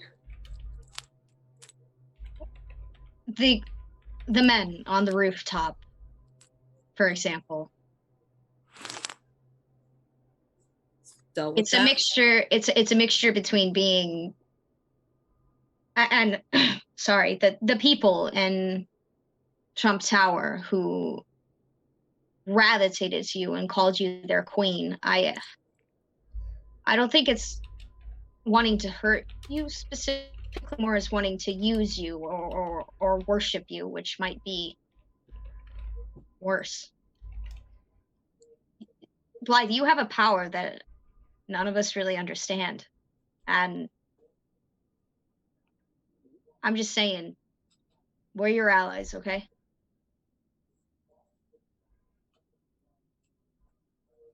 Are you sure? You're not gonna You're not gonna just like abandon me and kick me to the curb when things get hard or I get scary or I eat someone's soul. You know, Joel, she's so worried about those people dying, but I think I have to do the same thing. I think I have to kill innocent people. As long as you don't hurt Sasha, Blythe. You know, me a couple of weeks ago, I would have probably reacted the same way Joel did with that man. I probably would have stood up and said something. I probably would have been an idiot and ran forward and stopped them and then gotten myself beat to death. But me, now, with all of the things that we've seen, Blythe, if you have to suck someone's soul out, then for God's sake, suck someone's soul out. That's what you've got to do to stay alive. And I care about you more than a random homeless guy. But Probably the shittiest thing I've said, but there you go. I mean, but Joel's gonna look at me like a monster from now on. Like, is that Joel, she's got a strong sense of justice. I mean, I get it. Like, I don't necessarily want to do this. It's when you start wanting to do it that it becomes a problem. So the fact that you don't want to suck people's soul out, I think that makes you good. Does that make sense? Yeah. Yeah. Makes sense. Thanks. Yeah. And I think I got to make something else clear to you too. That's been kind of like an elephant in the room. Please don't say you're like weirdly attracted to me because like you're like the only person I know that like look at me like if he's Oh my god. Do you really think no, it's actually kind of the opposite. And he like just sheepishly smiles and rubs the back of his neck. No, I don't actually like I don't actually like women. That's the first time I've said that out loud to anyone. like So. any women? I mean, I like them as friends well enough. I'm just not I don't want to kiss them. Well, You're what still listen, I know you look older. You're still very young. I'm not good at animals? what the fuck do you think what? No,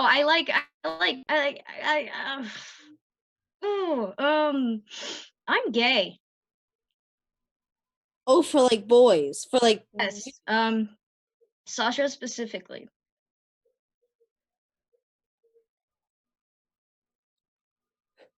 she'll just kind of stand there and look at you. Does he? Well, I'd hope so. I love it. Harvey just came out. Like officially. Listen, it's something I've struggled with for a long time, but at this time when we're kind of found out that the entire world is an illusion, it seems somehow a lot less of a scandal. But it's a part of me that I want you to know about. I feel like I know enough of your secrets. Maybe you can have a little part of mine. I had no idea. Has it been like are you guys kiss? Are you dating? Oh man, have we kissed? Yeah, well, we haven't really defined it yet. We haven't had the time, but I mean, we've strongly hugged. We'll leave it at that.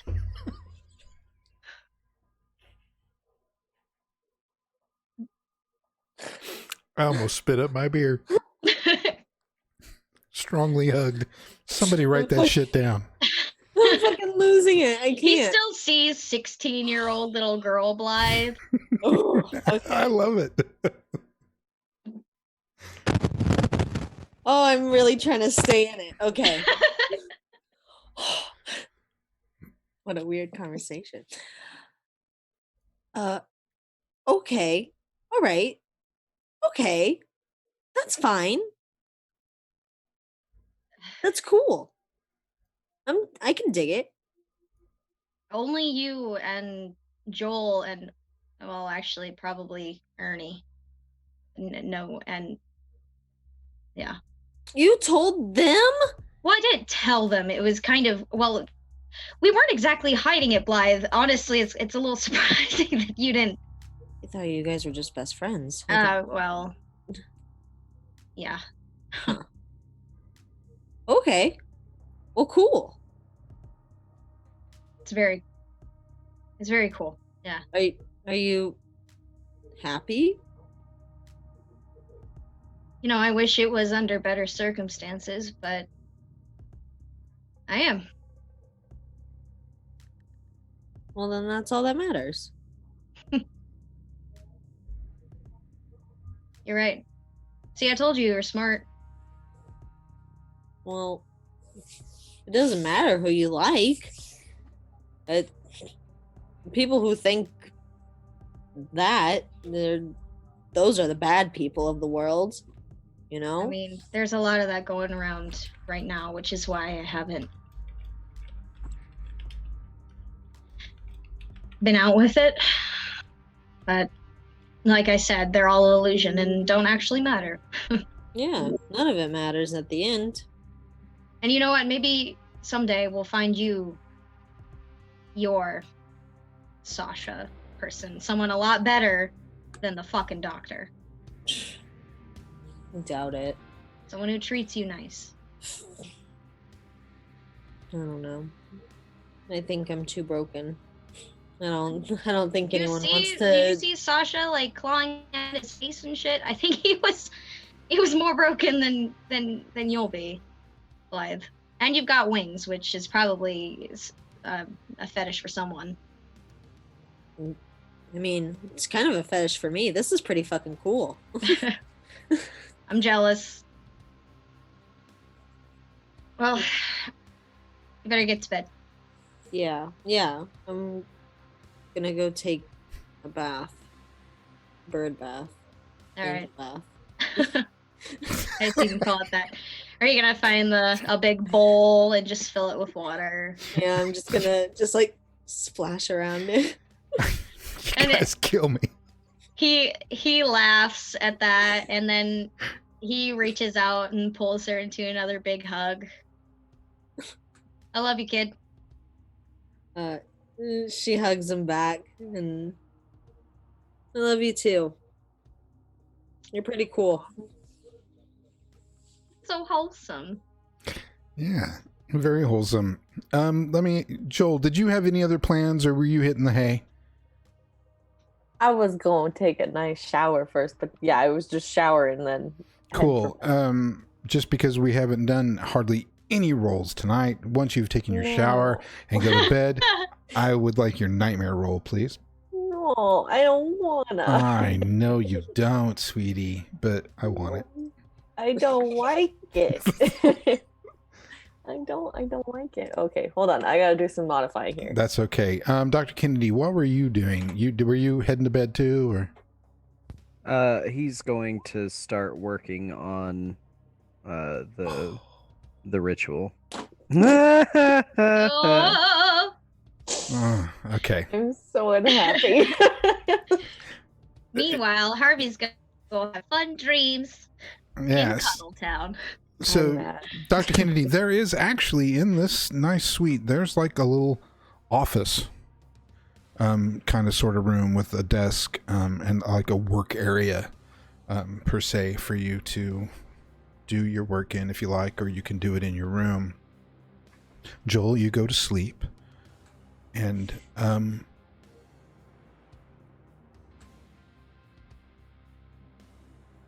you dream of trees. It's pleasant. It's like you're walking through this grassy field in this sort of forest. I say field. It's one of those, to me, it's like one of these, it's like the pristine forest floor of grass and nothing growing out of it but trees. Okay. And as you're wandering through, you start to realize that these trees aren't normal trees. They have human parts. Like you see faces or arms, and then you see one that has hearts growing from it like apples.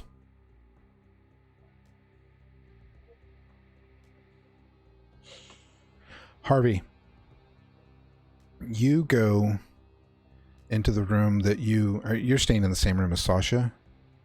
Yeah. Yes. When you open the door and you're kind of walking in, it's a little dark in there a little bit. The lights are off, and you close the door and you look over at the bed. Something seems a little off. If you turn the light on the nightstand on, Sasha, go ahead. Sorry, Meta. Yeah. I don't need to turn the lights on. Nice. I have night vision. When you come in, things are obviously wrong.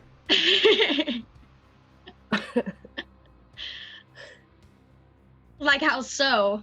Is the lump not Sasha shaped? No, it's Sasha. He's lying on the bed on his back, and his chest is ripped open. He is just spread open as if somebody had come up and cracked him like this. And his heart is out of his body and lying on the bed in a pool of blood. And as you look at the heart, it's beating. His first instinct, like, oh my god, no! Well, he comes in, all chipper, ready to go to, like, Snuggletown, and sees that, and I'm sure everyone else hears him, like, scream or yell Sasha's name, and he, for some reason, he thinks it's the right thing to do to get on the bed and grab Sasha's heart and put it back in him. Like, that'll actually, like, bring him back or help. But he's hysterical. I probably should roll for this because this is a big thing. Yes, you need to keep it together.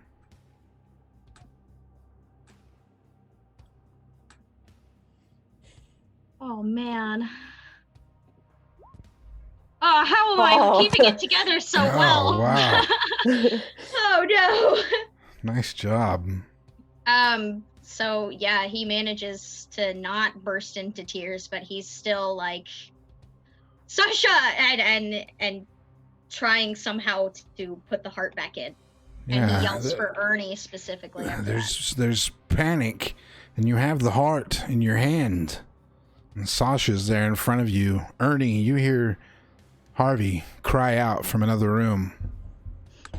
He's sitting at a desk in the study, and he just, as soon as he hears Harvey scream, pushes away from it, knocking the chair that he was sitting in over, and he rushes to wherever the sound was coming from. Blythe, you hear this as well. Yeah, she'll she'll run to the screaming too. Joel, you hear screams in your nightmare. Mm-hmm. And you see this tree with the hearts hanging from it. And you realize the scream is coming from the tree, maybe? You can't really tell. And as you look at these hearts, you realize that every one of them on the tree is beating. There's 50, 100 of them maybe. And you look across this forest and you realize that every tree in this forest is like morphed with body parts and people. And you realize that the ground, the dirt at their roots, where the grass is exposed, and in between the grass even, you can see that the ground is red and wet. And you can hear screams. You hear Harvey scream. You hear Sasha scream. Dr. Kennedy and Blythe, when you run to the room, you see Harvey on the bed, straddling Sasha with a heart in his hand and Sasha's chest ripped open. Oh, this doesn't look good.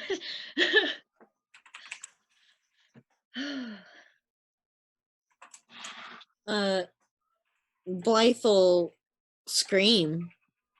She'll scream and then she'll yell, Harvey! Why don't you roll Keep It Together? As a matter of fact, both of you should keep it together.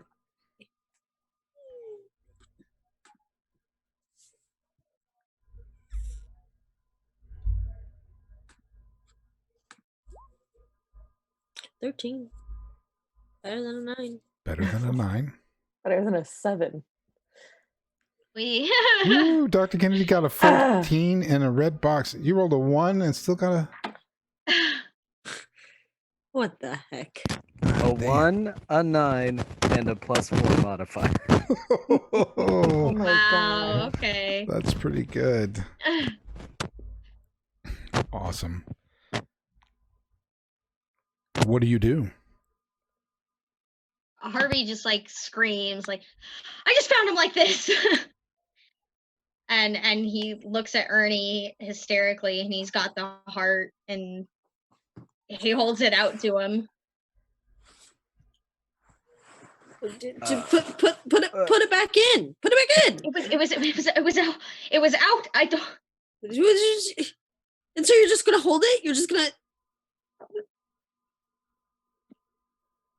Ernie. Ernie, for his part, rushes over to the side of the bed and just stares down at this grim, disturbing thing. On Keep It Together, Do just, something.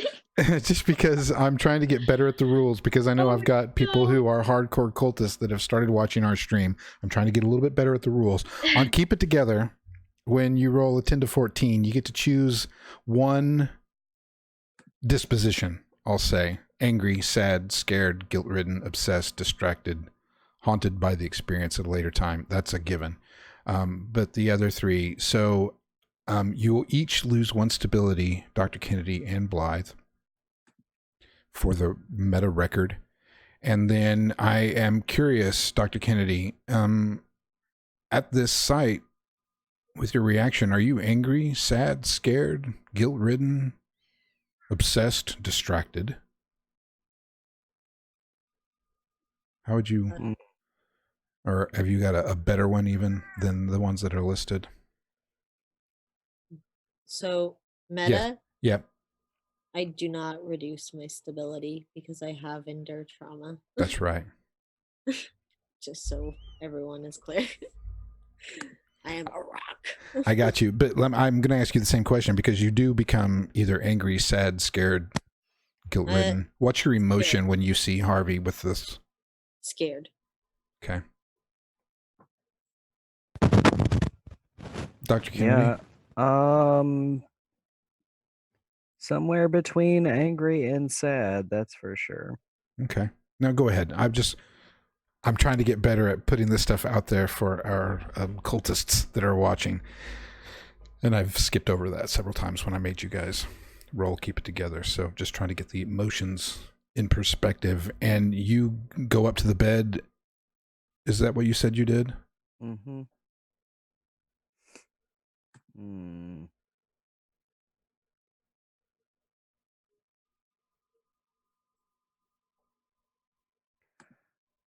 So he's not sure that it's real, but he's still going to try to use battlefield medicine uh and just close it up.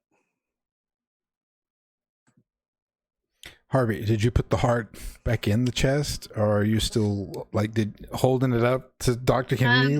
Look, if you hold it up to Dr. Kennedy, you can see the heart in Harvey's hand is still beating, even though it's not connected. Yeah, I tried to put it back, but it didn't do anything. And then when Ernie came in, I held it out to him.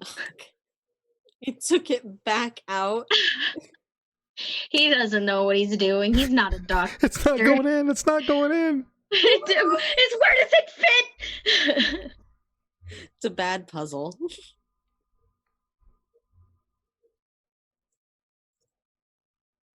Battlefield medicine. I think you got to make a roll for that. Mm-hmm. I hadn't considered that possibility. Oh, you guys always get me. You always get me with something. A roll better than a 9. It is, in fact, better than a 9. That's what they say. A 15. That is a perfect. You get to choose two options. So, okay, why don't you just? I'm just going to let you have at it. You have a heart, and Sasha, and you rolled a 15. What do you do? So, getting the heart back into the position that it's supposed to be in. But I mean, obviously, if his sternum is just split wide open, Mm-hmm. that's not going to help anything. So the best he can do is try to fix it through magic.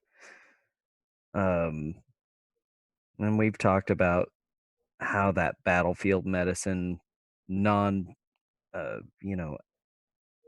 how that works when it's not done with tools or whatever, that it's kind of just it's a cure wound spell, it's a touch spell. Right. So he's gonna just his hands are gonna glow a light gold, and he's gonna just try to put everything back the way it's supposed to be as best he can. Do you take the heart from Harvey and put it in? Yeah, I mean, he's gonna arrange it to where it's supposed to be. I'm just increasing the gross out factor because I'm just seeing this image of you two on the bed, and Sasha's open. You're like, take the heart from her. There's blood and this gishy heart in your hand that's still ka-tunk, ka-tunk, ka-tunk. Put it in the chest. He's like, be careful with that. Don't break it. And you lay your hands on him. And you concentrate, and you're doing your thing. And slowly his wound seems to start to close, and his chest starts to come back together. And as you're looking at it, your work in progress, because it's not happening quickly. It's growing back slowly, and you peer through as the cavity starts to close. You can see that the aorta starts to mend itself, but what you notice is these, you think they're vines, small, tiny vines that come out of one like the aorta, and then connect to the broken part and pull it back together and seal it shut. And then even as the wound starts to close, it's like these tendrils or vines or something. They're sort of fleshy colored, but they've got a little natural greeny, kind of a living, naturistic sort of color to them. And his chest starts to close slowly from the bottom up, kind of like a zipper. You also notice another thing. There's wounding around the edges of the cavity that would suggest to you that a massive clawed hand or pair of hands tore in and ripped it apart. So there's some extra wounds that you couldn't really notice when the chest is tore apart. Everything looks gory and terrible, but as it starts to close up, you can sort of see, oh, it looks like maybe where those something had actually ripped it open. And the chest starts to close, and Sasha, with a gasp, sits up in bed. And that's where we're going to end tonight's episode. I knew you were going to say my that. God. I knew you were going to say that. Leave that boy alone for one nap. Oh man, Harvey's gonna be glued to his side now. Oh boy. Things are building up Bad.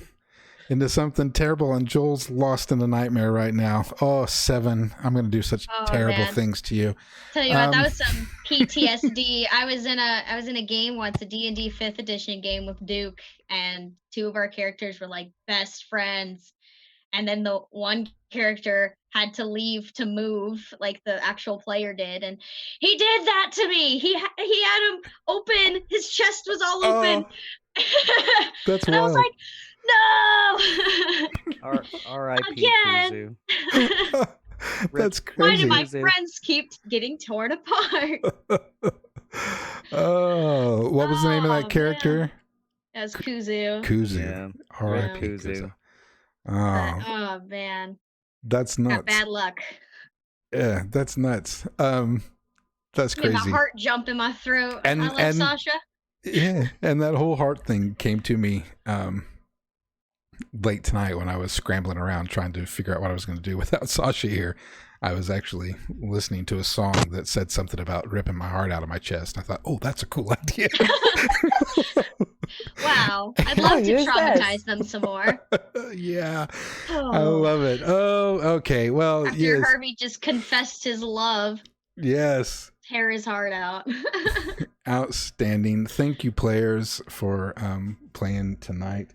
It was a little bit of a shorter episode, but there's so much that I have so much planned for this one and the next one, so I'm going to jam it all into 20 because next week finale for our regular episodes of Manhattan. It's going to be exciting. I'll get to that. I'm not going to get ahead of myself. I have my little speech here written out. Yeah, thank you, players, for coming out and playing with me tonight. Let's go around the table, get a quick reaction that we haven't already gotten, and have everybody throw out their shouts. And I believe who was it? I'm gonna have to say this just because Suck My Ass 420, thanks for joining us in our Discord chat. You will throw hi. I say hi to you.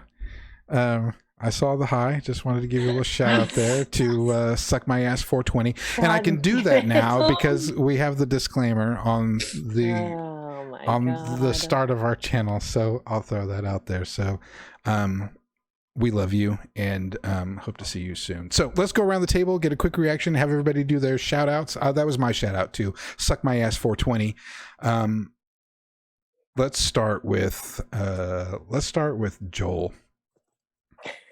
I'm so fucking mad at you.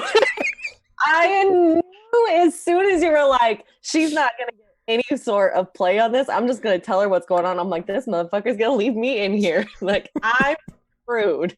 I'm so mad, but I love you in the same instance. But I'm just glad you rolled a 7 and not a 15. oh, I'm so mad.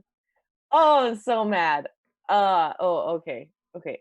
You can find me at Erica in More 97 on all of the social media platforms. I'm also the community manager here at TTRP Theater. So find me in the Discord and all of these lovely people here so you can come hang out with us, ask us questions, rant and rave about what Curtis does to us every week. That happens sometimes. And if you haven't already followed us on the Twitters and the Facebooks and the YouTubes and all that fun stuff, go ahead and do it because I make those posts. Curtis sometimes saves my ass and makes those posts for me. And they're a swell time. They're generally pretty silly and ridiculous, and you'll love them. So go follow us so that you can spread the word. Mine are never as good, and I don't always get the hashtags right. But in answer to T-Dorf 67's question, she is not awake. She is in the dream world, if you're talking about Joel. So very good. Thank you, Joel. Let's talk to Dr. Kennedy, who just did heart surgery. Yeah, sure. Let's go with that. You can add open heart to your resume now. Yeah. I mean, he is not so much a medical doctor, but, you know, he's still a medical doctor. My name is Chris Stonecipher. You can find me on Twitter at Chris Stonecipher. I do a lot of reposting of tabletop roleplay community stuff, and One of our best. I love you for it. Like straight up, I was just like, I gained 20 followers on Twitter yesterday, like Nice, for no apparent reason. So because you're an like, RP god. yeah, well, follow me on Twitter, and I will be definitely reposting all of our TTRP Theater stuff. But also follow TTRP Theater on Twitter and all of the social medias, and of course, follow Mew Jackman. I don't know if I can get a good shot of him. That's his butt. You can follow him on Instagram at the Greatest Meowman. And are we actually gonna be playing next week? I know we've got the finale coming up, and I want to play it. I want to play it. Like the finale right is next, and I haven't confirmed with Duke on his schedule for Friday night, but we will get that confirmed. And as far as I know, we are. But there is always we'll do something. All right. If even if we don't get to do that, I'll come up with something. Sweet. We'll have because next weekend is my birthday. Oh. I might not be available for next Friday. Maybe. All right. Shame. Well, shame on you. If nothing else, I'll have a dream episode with Joel. We'll spend the whole time looking at bloody trees. We'll be looking at bloody trees. Bloody trees. Oh God, I'll break out my Donnie accent. Oh, that's all right. No, we can look at some bloody trees. That sounds lovely. It could be a dream episode and one of the Doc's podcast. Yeah. There you go. From the Inferno. From the Inferno. Very good. Blythe, before we go to you, I have to ask, was that your cat that was purring so loudly, or was that Mew Jackman? That was I think that was Binks. Yeah. That's what I figured. He's a happy boy. He's really happy that I'm home. Awesome. We are glad you're home and well as well. So very good. Why don't you tell the fans where they can find you on Instagram? Yo, you can find me on Instagram at Crease the Barista. You can also find my cat, Binks the Black Cat, on Instagram as well. We love Binks the Black Cat. We love all our cats. He's just chilling right here. He's going to bite me, so I'm not going to touch him. Very good. And that leaves us with Harvey. Harvey, what do you think? I already gave all my reactions. I'm fresh out of those. Oh man, why you gotta hurt Sasha like that? I know. He wasn't here, so. Right, you gotta punish him somehow. Right. Yeah, you can find me on Twitter and Instagram at Jahoy_matey. I also play Daisy on our Wednesday night Heartland games. So you can find me around here and about. Oot and a bootin'. Yeah, out and about. Awesome. Yeah, I was, I kind of took it easy on Blythe, although I did put her on a roof with 4 crazy roof people. And No, she got wings. I know, I was like, I ain't fucking with that shit. and I thought, well, maybe she'll like test her powers out and see what she can do. She's like, nope, I'm getting the fuck out of here. Nope. Which is perfect. That was the perfect. You had wings. Why not? That would be probably what I would do too. Scary guys, fly away. Gotta go. Yes. And so, yeah, everybody has to suffer a little bit when they don't show up. I always torture them just a little bit. And poor Sasha got his. Thank you all. I love you for coming and playing with me. Thanks again to Helmgast for such a fantastic game. We love it here at Tabletop Roleplay. Thanks also to Roll20 for being our virtual tabletop. They have character sheets for both 3rd edition of the original Cult game, as well as character sheets for 4th edition Divinity Lost, which is the game we play. So you can get a Cult game going on Roll20 with your friends across the world right now. Let's see. I have a note here. A plea towards our goals. Watch us, follow us, tell your friends about us. Go to our YouTube page and subscribe. It's free and it helps more Cult fans like you find us. TTRPG fans. I know that you have more than one friend, so go tell your 2 friends to follow us and like us. And then if everybody does that, our numbers will triple. So, do that. Go to our YouTube page. That's the best way for people to find us. We're putting everything on YouTube. After this episode, later tonight, it's already queued up, ready to go. Last week's one shot will pop onto YouTube, so you're going to get a double shot of Cult from us via YouTube tonight. That was the one we did last week. It's been available to our Patreon supporters all week long. They've been able to take a look at it, but tonight it comes out for everybody on our YouTube. So go hit those red buttons, the bells, all that good stuff that lets the world know we're out here and we're trying to get those numbers. So that's my plea. If you would like to help us keep doing this forever and ever, the best way is, like I told you, through word of mouth and always be watching. If you want to help get in on the build, visit our Patreon. You can help keep these stories with these wonderful people and more exciting Tales of the Dice coming for as little as $1 a month. Let's see, what have we got going on our schedule? It's the holidays. Everything's kind of up in limbo. People are off, so schedule's a little bit sporadic right now. We are the last of the week for TTRP until we get to Monday, and then DDT, Domains of Dread, will be back, and then the second week in a row, the special second episode of Renaissance City will be on Tuesday, and that will get us back on track with that. So you get Renaissance City 2 weeks in a row. And if you didn't see last week's, it's up on YouTube. And those guys, they're only about an hour long sessions. There's one that's a little over an hour. Most of them are around 45 minutes to an hour. You need to listen to those. They're exciting and fun and creative.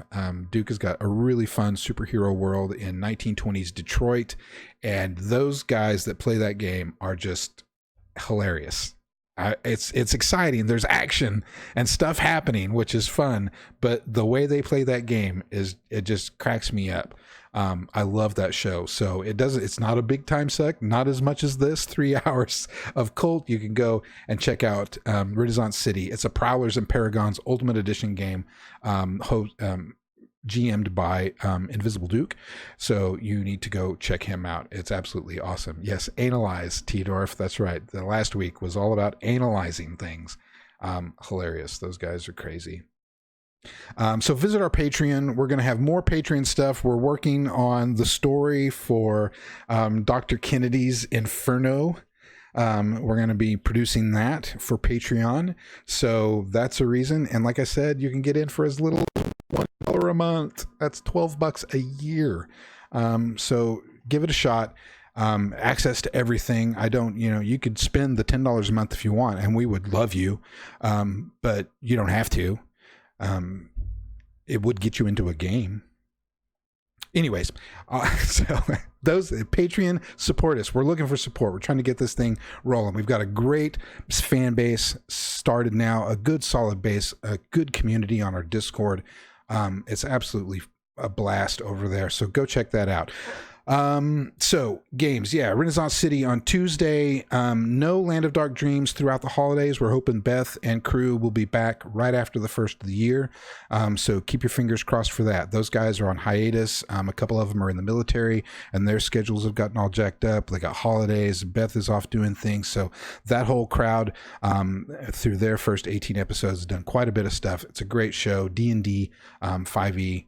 And then let's see, what else we got? We've got Heartland on Wednesday, I believe, if everybody's there. We're going to have a Heartland show on Wednesday, come hell or high water. I don't care if I have to have it with one player, because I'm like jonesing for some Heartland, our other KULT Divinity Lost game. And let's see, that's on Wednesday. Scald's Tale Eclipse, Thursday afternoons at 12 p.m. Central Time. That's a Pathfinder 2e game, and that game is... this last week was absolutely awesome to watch. All of the weeks have been awesome to watch, but this last one was especially enjoyable for me, and chat was going crazy. So check those guys out in the afternoons on Thursday. And then we will be back with something, hopefully our finale next Friday night, right here. There will be a short series of episodes that will follow our enlightened characters and reveal what their futures hold. So that will come after, and then the next thing, because these players are not done.